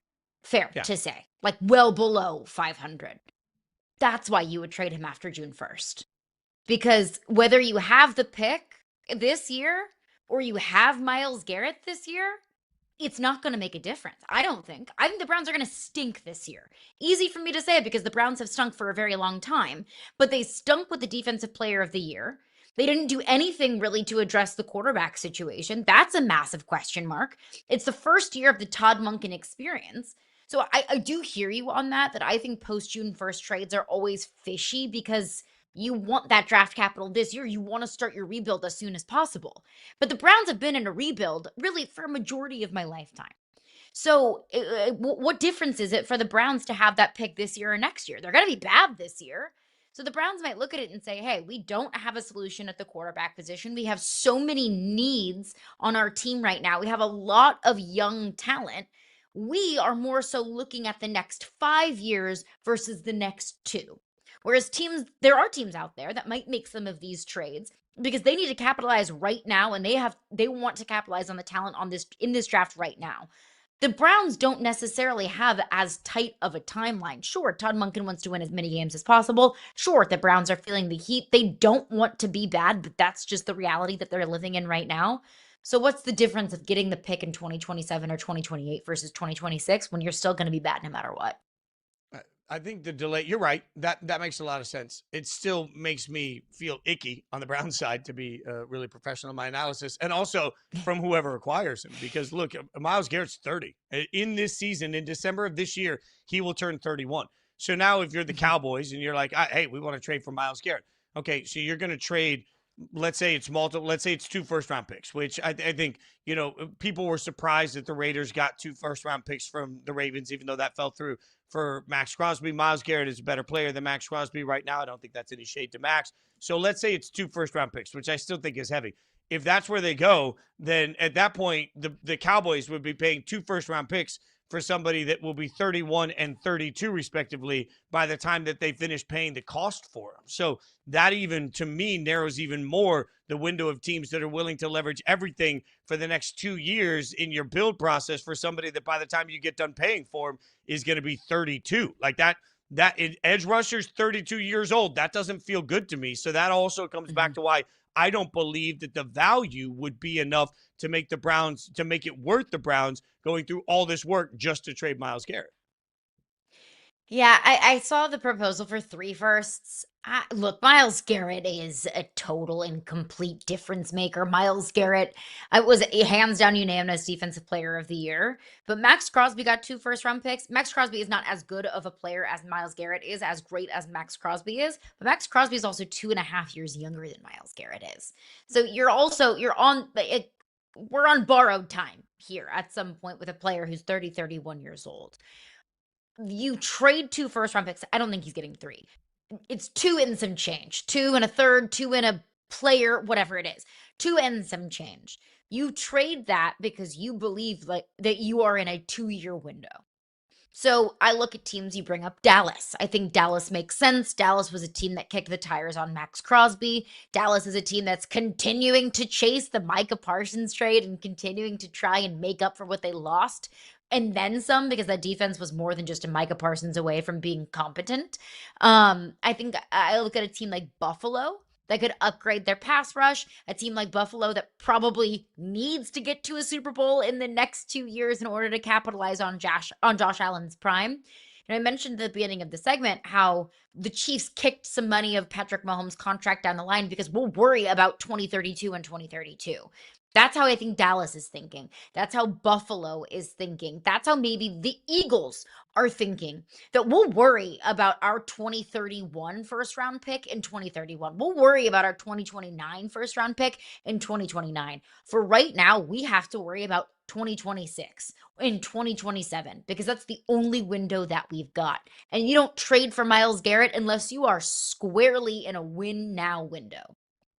I would be stunned to see any team give up 3 first-round picks for any edge Stunned. rusher, no matter how great they are, that's 30 years old and will be 33 by the time you finish paying that bill. I just don't think that's going to happen. So it's why I think all of this talk is just Browns fans getting way down the rabbit hole of conspiracy theories and not, here I am, just being me, always making things unexciting. But that's the way my brain works logically. We'll see what Frank Schwab thinks about this offseason coming up next. It's time for some Power Frankings that, frankly, are maybe his best ever. We'll tell you why next.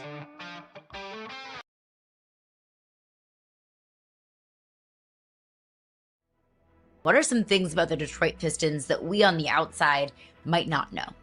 The culture, when I walked into this, the culture for me was pretty impressive. The way the players kind of come to bat for each other.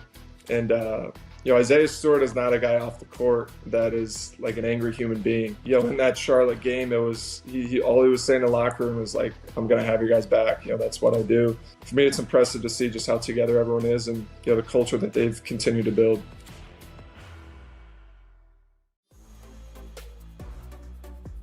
I have Sadiq at the top like you. That's not the surprise. Sam Roush from Stanford, who had the big combine, unlike a lot of college tight ends that are productive, he actually, in my opinion, is playing the position like a pro right now. I love how he rumbles after the catch. I like Sam Roush quite a bit, Nate, because I just love that I could put him on the line of scrimmage, and I think he's tough as hell. I do want to ask you about your teammate Jalen Coker. Can you kind of tell the people about Jalen, the person, the player, everything in between? The people love him, the teammates love him, the coaches love him. And you see, as the year went on, how much faith, how much trust, how much belief that Bryce has in him, that the coaching staff has in him. I mean, he can do it all. He has good routes, very physical.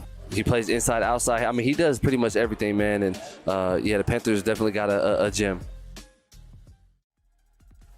We've talked a lot, in fairness, about guys like Joe Burrow that are frustrated with losing. You know that experience. What advice would you give somebody that is so premier as a talent, but is with a franchise that can't seem to find a way to maximize it? There's no guarantee for any of us, right, at the start of the season, you're going to end up with a championship. If you're an elite athlete, you embrace that challenge, such a special, unique thing, right? Because the best players in the league don't necessarily always get there, but generally the best teams do. To this point, who's having the best NFL offseason, who's having the worst? Let's rank all 32. That's right. Power Frankings are back. Frank Schwab with us to go through some of his rankings as he looked at the best and worst off seasons. And I don't know. Frank, your work is always flawless, but this might be a work of art. This is your Monet. This is your Rembrandt. This is your Picasso all in one. You know what? I don't know what the literary awards are, but I think, you should get all of them. I can't imagine. Go check out the article for the full list. We'll take a look at some of the best and the worst. Let's start with the top. Let's start with the best offseason in the entire NFL. Well, who would have ever known that? The best offseason in the entire NFL belongs to the Raiders. Why, Frank? By the way, Caroline, you like that all of a sudden I'm allowed back on the show that I've put the Raiders. Funny how that works. It's just a coincidence. Just a coincidence, Crazy. Right? But yes, the Raiders. Look, and this is the whole offseason. So I go back to the beginning of the offseason, and I was skeptical about the coaching search because I'm like, who's going to really want this job? Yeah, okay, Mendoza, I get that. There's some value there, and the Raiders are spending money, but come on, they're the Raiders. They've been through 17 coaches in 30 years or whatever. You know that stat fits. So I'm like, who are they going to hire? Well, they hired Clint Kubiak. Wow, I thought Clint Kubiak would have been 2 or 3 on the list of guys behind Harbaugh to get the job. So great job by them right there. And then obviously they go out and they start spending. Yeah, they overspent for Linderbaum. I don't care. He's a really good player. Nakobe Dean, Quay Walker, Jalen Naylor. Did they overpay some of these guys? Sure. I'm not Mark Davis's accountant. I don't really care. And a lot of these deals are structured to where they're not killing this team 3, 4, 5 years down the road. So that's great. Then the Max Crosby trade happens. Now, look, this was all messy and a fiasco and all this, but at the end of the day, what happened? The Raiders got back one of the 5 best defensive players in football. Like, I have a hard time being critical about that. They added a ton of talent, added a good coach, got Max Crosby back. Fernando Mendoza is right on the horizon. How could you not love what the Raiders did this offseason? They've had a great from last year when they hired the oldest coach in NFL history and traded a 3rd-round pick for a 35-year-old quarterback to what they've done this offseason. Phenomenal. They've really taken a step forward. You mentioned how the Raiders may have overpaid for some free agents. Welcome to free agency. Maybe. That's Yeah, what you do. yeah, right, yeah. You have to overpay in free agency. The Rams may not necessarily fit this question that I'm about to ask you, so we could take them out of this conversation. But, we saw the Patriots essentially go from worst to first this past offseason. Looking at these top 5 teams and what they have done this past offseason, who has the highest chance of improving their win-loss record the most? I think it's really interesting question because the Broncos can't go that far. The Rams can't go that far. Broncos, yeah. I think the Panthers might. Because not that they did a ton, but getting Jalen Phillips and I mean they've just added some guys, and I just think they have some room to grow, especially in a division that's going the other way. We'll get to the NFC South way later because a lot of their teams did not have good off seasons. So of the growth potential among these top 5. It's probably the Panthers, just because, look, I love what the Rams did. I think the Rams are clearly the Super Bowl favorite. I don't even think there's a question right now. They are the Super Bowl favorite from what they've done this offseason.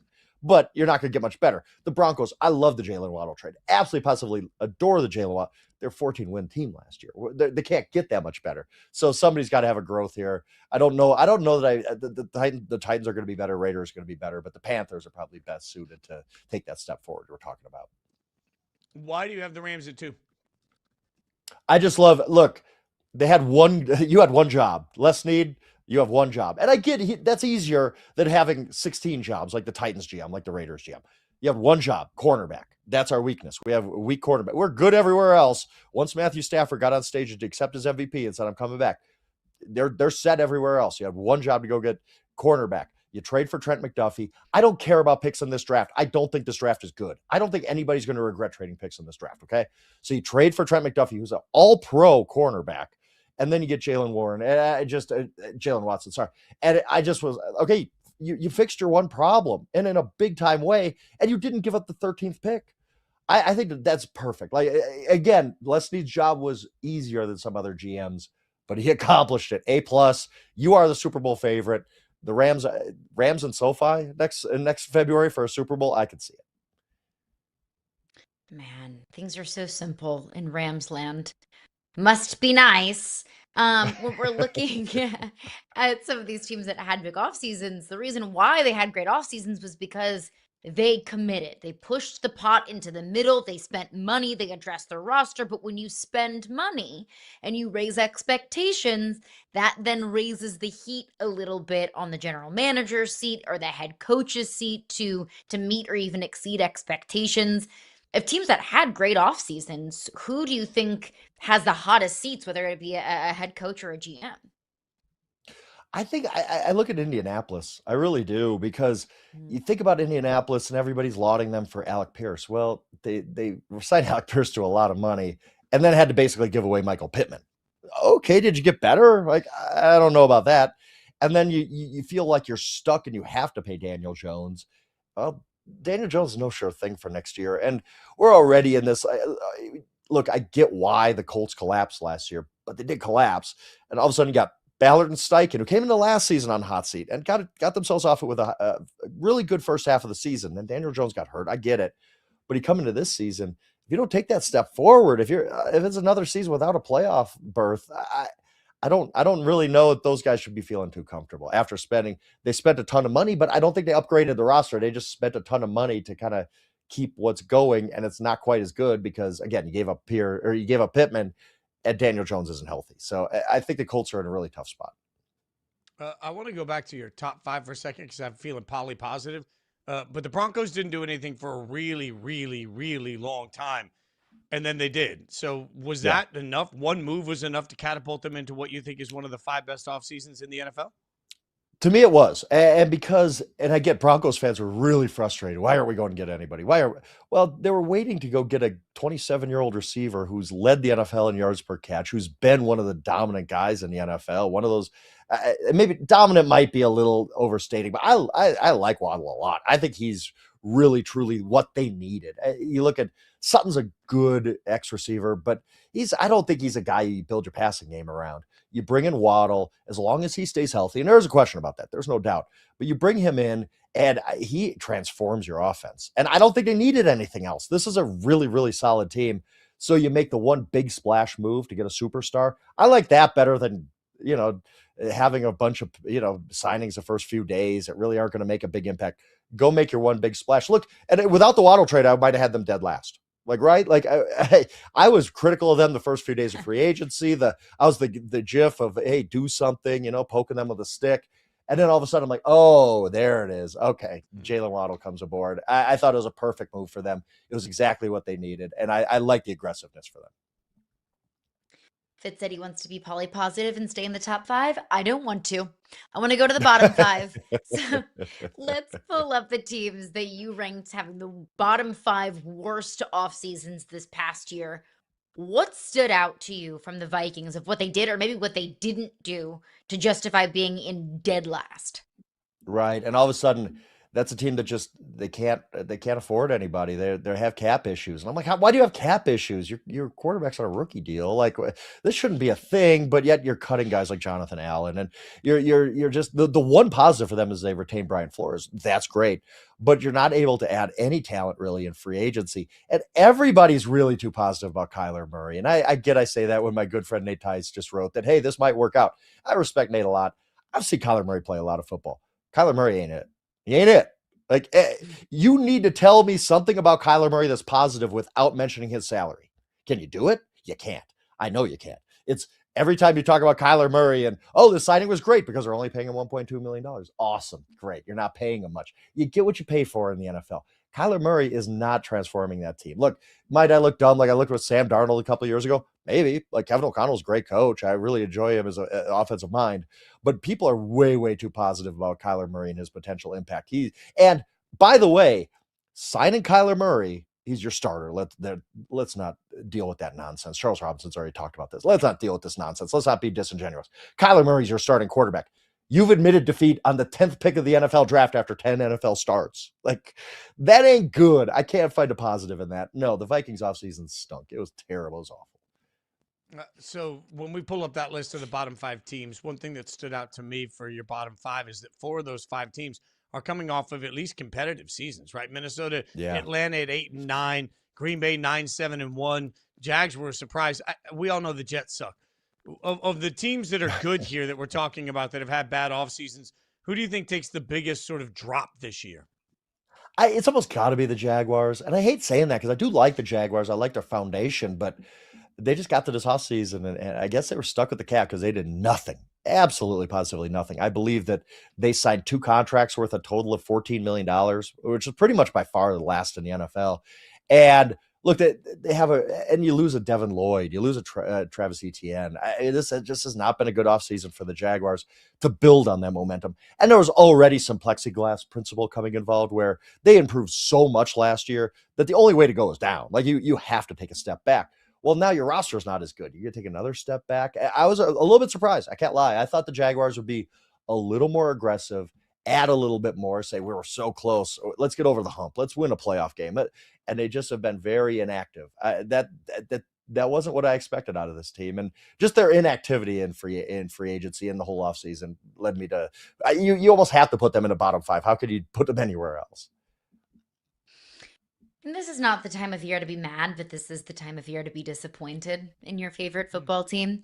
So when you look at some of these teams, who do you think is going to be the most disappointing, or who are you the most disappointed in? It's hard. Saying the Jets would be too easy. So whatever.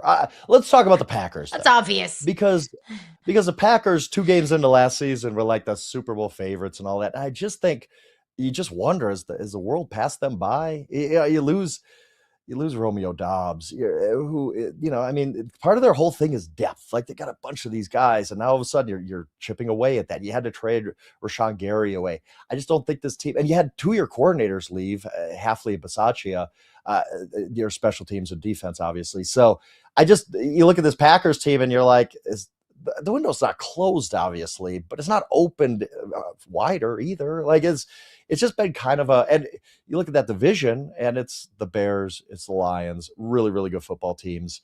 I just wonder where the Packers go from here. Is the next step forward? Is it up? You could maybe talk yourself into that with a healthy Micah Parsons, but that's no sure thing either. So I think if you're having a team that's the most disappointing of these five, I would probably have to say the Packers, just because the bar is pretty high there. Not sure what to make of the Packers. Also not sure what to make of the reports now as we're getting all of this leaking out that Brady at least tried to talk to the league about the possibility of making a comeback while he's a team owner, which we all know is absolutely against all of the rules. What do we make of this? Like, do we believe Brady is done here, Frank? Like, where are you on Terrific Tom?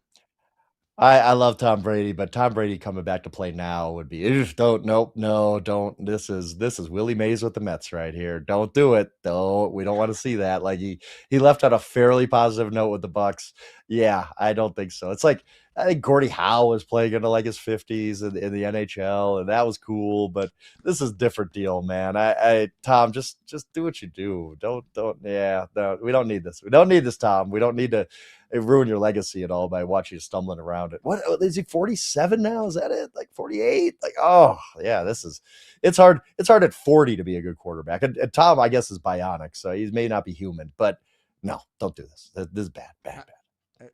This is the only time you and I have anything in common with Tom Brady. None of us want to get hit. I'm just saying, none of us want to get hit. Frank, the best work you've ever done. I don't know how to nominate you for a Pulitzer, but I'll try. I'll see what I can do. Maybe a Nobel Peace Prize. I don't know. This is flawless. This is your real, this is your piece to triumph. If you want to frame it, you want to put it up. I think you've really, chef's kiss to you, my friend. This is you're only hitting your stride right now. I'll be checking that Venmo. Hasn't come through yet, Fitz. Hasn't come through yet. Well, I'm just saying. I'll send. Look, if there was a 420-foot home run, I'll send you a coupon for a free Baja Blast. That's even better than a Venmo. I'll take it. Follow on Twitter at That's Yahoo the gift Schwab. that keeps on giving. You're welcome, Frank. We appreciate you, man. Enjoy the weekend. Thanks for hanging out with us. Love you guys. Great stuff from Frank. All right, coming up, we got some breaking news in college basketball and absolute minds breaking over Will Wade. We'll tell you about it.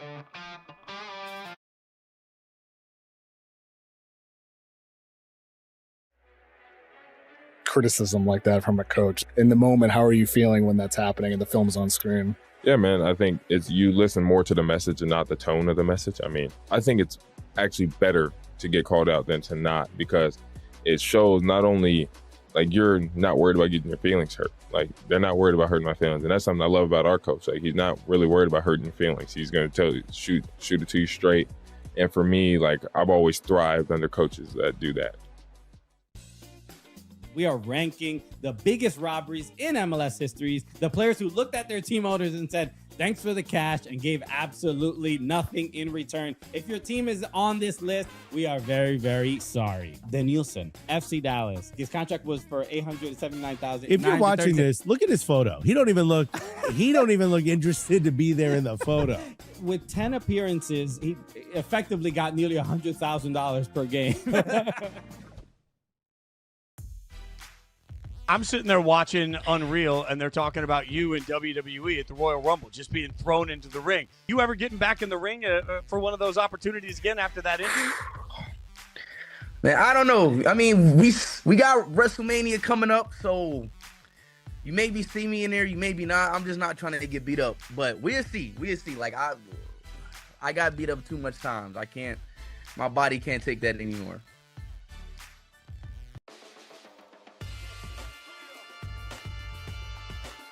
We'll teaser from the one and only Nate Diaz, unfinished business. And then he expanded on that on Twitter and said, I'll see you soon. I'm coming. What about Dustin? Dustin versus Nate. Big fight. That could be a co-main or a main for a big fight card. One that we always wanted to see. One that Dustin has said, that'll get me out of retirement. The UFC could use him more than ever. They need stars now. Nick Kelly tweets out Alabama guard Aiden Holloway has been granted his motion to travel out of state by a Tuscaloosa district court judge per court docs. Alabama plays Michigan tonight in the Sweet 16, opening up the opportunity for possibly the second leading scorer for Alabama to return to his team, even as he's pending charges on marijuana possession, and it was a substantial amount. We're not talking about he was busted with the joint in his pocket. He was busted with a substantial amount of marijuana in a house that he was in. So we'll see, Caroline. This is breaking news that obviously could change the way we view Alabama, who has a massive game with Michigan tonight. I mean, not having Aiden Holloway drastically changed the way that I viewed this Alabama team, and kudos to them for getting to the Sweet 16 without their second leading scorer and a pivotal part of that Alabama team. Now, getting him back, I think, makes this matchup wildly more interesting. Now, with Aiden Holloway, I still would take Michigan to win this game. I think Michigan just has the size to contend with really anyone in the country. But now, with Alabama getting potentially Aiden Holloway back, that absolutely makes this Alabama team stronger, as I don't expect there to be, any sort of blips as they reintegrate Aiden Holloway into the fold. But absolutely a fascinating, kind of wrinkle into this matchup and into Aiden Holloway's investigation. We will keep you updated with any other information we get on this. But it's not the only college basketball news that seems to have everybody screaming and yelling as we find out that your school, LSU, we see the helmet behind you, has named Will Wade their head basketball coach. And the Jay Pillis tweets out, hey, NCAA, tell us more about players that don't show loyalty, don't want to go through adversity, and how player movement impacts stability. Tell us more about tampering and poaching. The coaches portal is always open.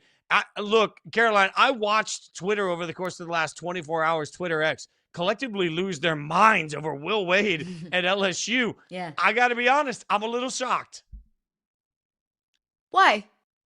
I'm shocked that people are losing their mind, not at the hire. Okay, I'm shocked that this is the go ahead. I've heard a lot of people, I even heard Kevin Nagandi yesterday on SportsCenter say this was such an unlikely and unpredictable move.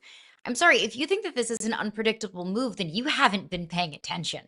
Because I also heard Sean Farnham on SportsCenter last night talk about how Will Wade left this program in shambles.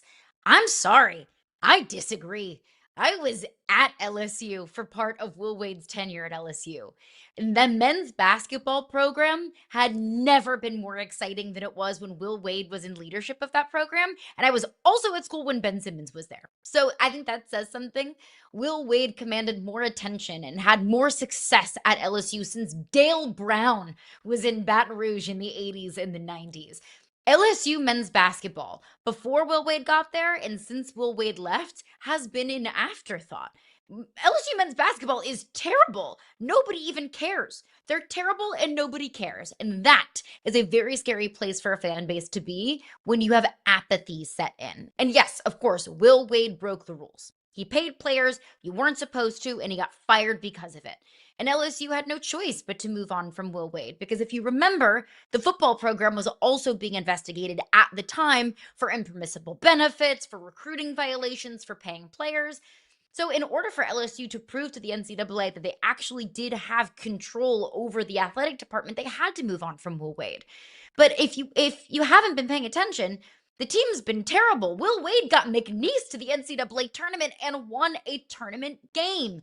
Will Wade has always had love and adoration for the LSU athletic department. LSU fans have always loved Will Wade for the success that he brought to the program, for the way that he really adopted the state and the school and the culture of LSU.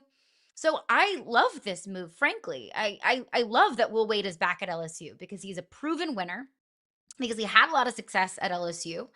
And look, is he a schmarmy guy? Is he a little bit of a slimy guy? Yeah, he is. But I don't think that he's the only one in college basketball who's a little slimy and is willing to bend and break the rules just a little bit.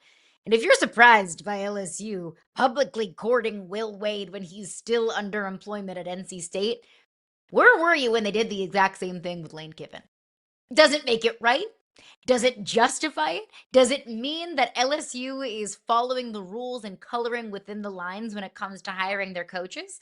It's probably not the best practice, to be honest with you. But I don't think LSU's in the business of playing by the rules. I don't think LSU's in the business of making a lot of friends. LSU's in the business of winning national championships.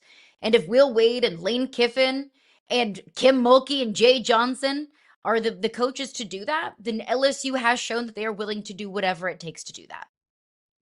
I am stunned to see the blowback on this because none of it makes sense. If the argument is a coach quit on his team, this happens absolutely every single year, every single time we turn around. Coaches that have had tremendous success within their mid-major programs, for example, leave immediately so often that we're just used to it, right? If the argument is they shouldn't be going after somebody under contract, I guess my question is, are we holding North Carolina to the same standard? So what we're saying right now is that the Tar Heels can't reach out to anybody that's under contract absolutely anywhere, especially guys that, have a past with anywhere. You can't do that. Is that the way that we're doing this? I don't really understand. And then let's look at what he got in trouble for. He got in trouble for paying players, which now is something that is openly done. He got busted for doing the quiet thing that is now done loudly and legally. So even he joked about, I'll try and follow the rules this time, right? Like, I think there's a moment here for Will Wade. Like, we have to look at it and say, what was he busted for, right? Like, he wasn't busted for, hanging out with a bunch of the female people that he shouldn't be with. He wasn't busted for sexual harassment. He wasn't busted for mistreatment.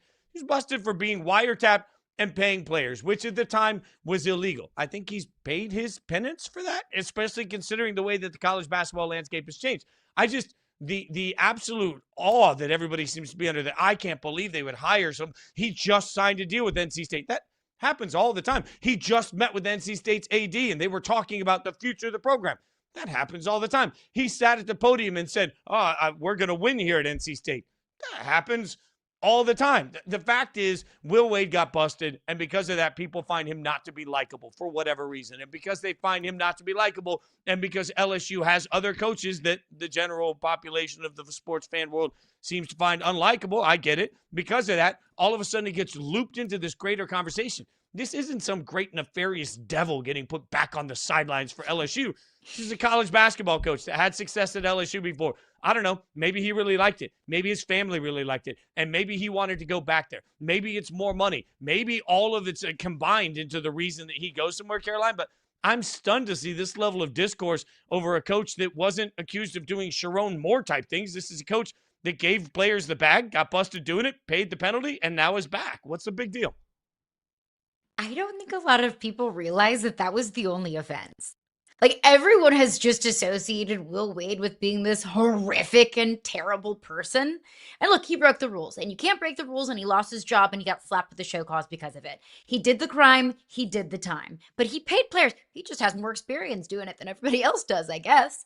And while me saying everybody else does it doesn't make Will Wade innocent of breaking the rules, let's remember, Will Wade's not the first coach in the history of college basketball or college sports to maybe pay some players a little bit under the table. And I would also like to point out that Sean Miller, when he was at Arizona, was also at the center of an FBI wiretap and was also let go at Arizona for paying players an impermissible recruiting benefits. Yet when Sean Miller was hired at Texas, I did not hear even a fraction of the same amount of outrage, even though they were both caught doing the same thing. So I'm hearing a lot of pearl clutching, but I don't know why. We're sitting here right now with people openly telling North Carolina to go reach out to Todd Golden, who's under contract at a great gig with Florida. And by the way, look up some of the allegations, just allegations, that are sitting on his resume, and nobody questions it. I don't understand this at all. We'll be back on Monday to keep breaking it down at 9 a.m. She's Caroline Fenton. I'm Jason Fitz. Thanks for watching Yahoo Sports Daily. Have a great weekend. See you Monday.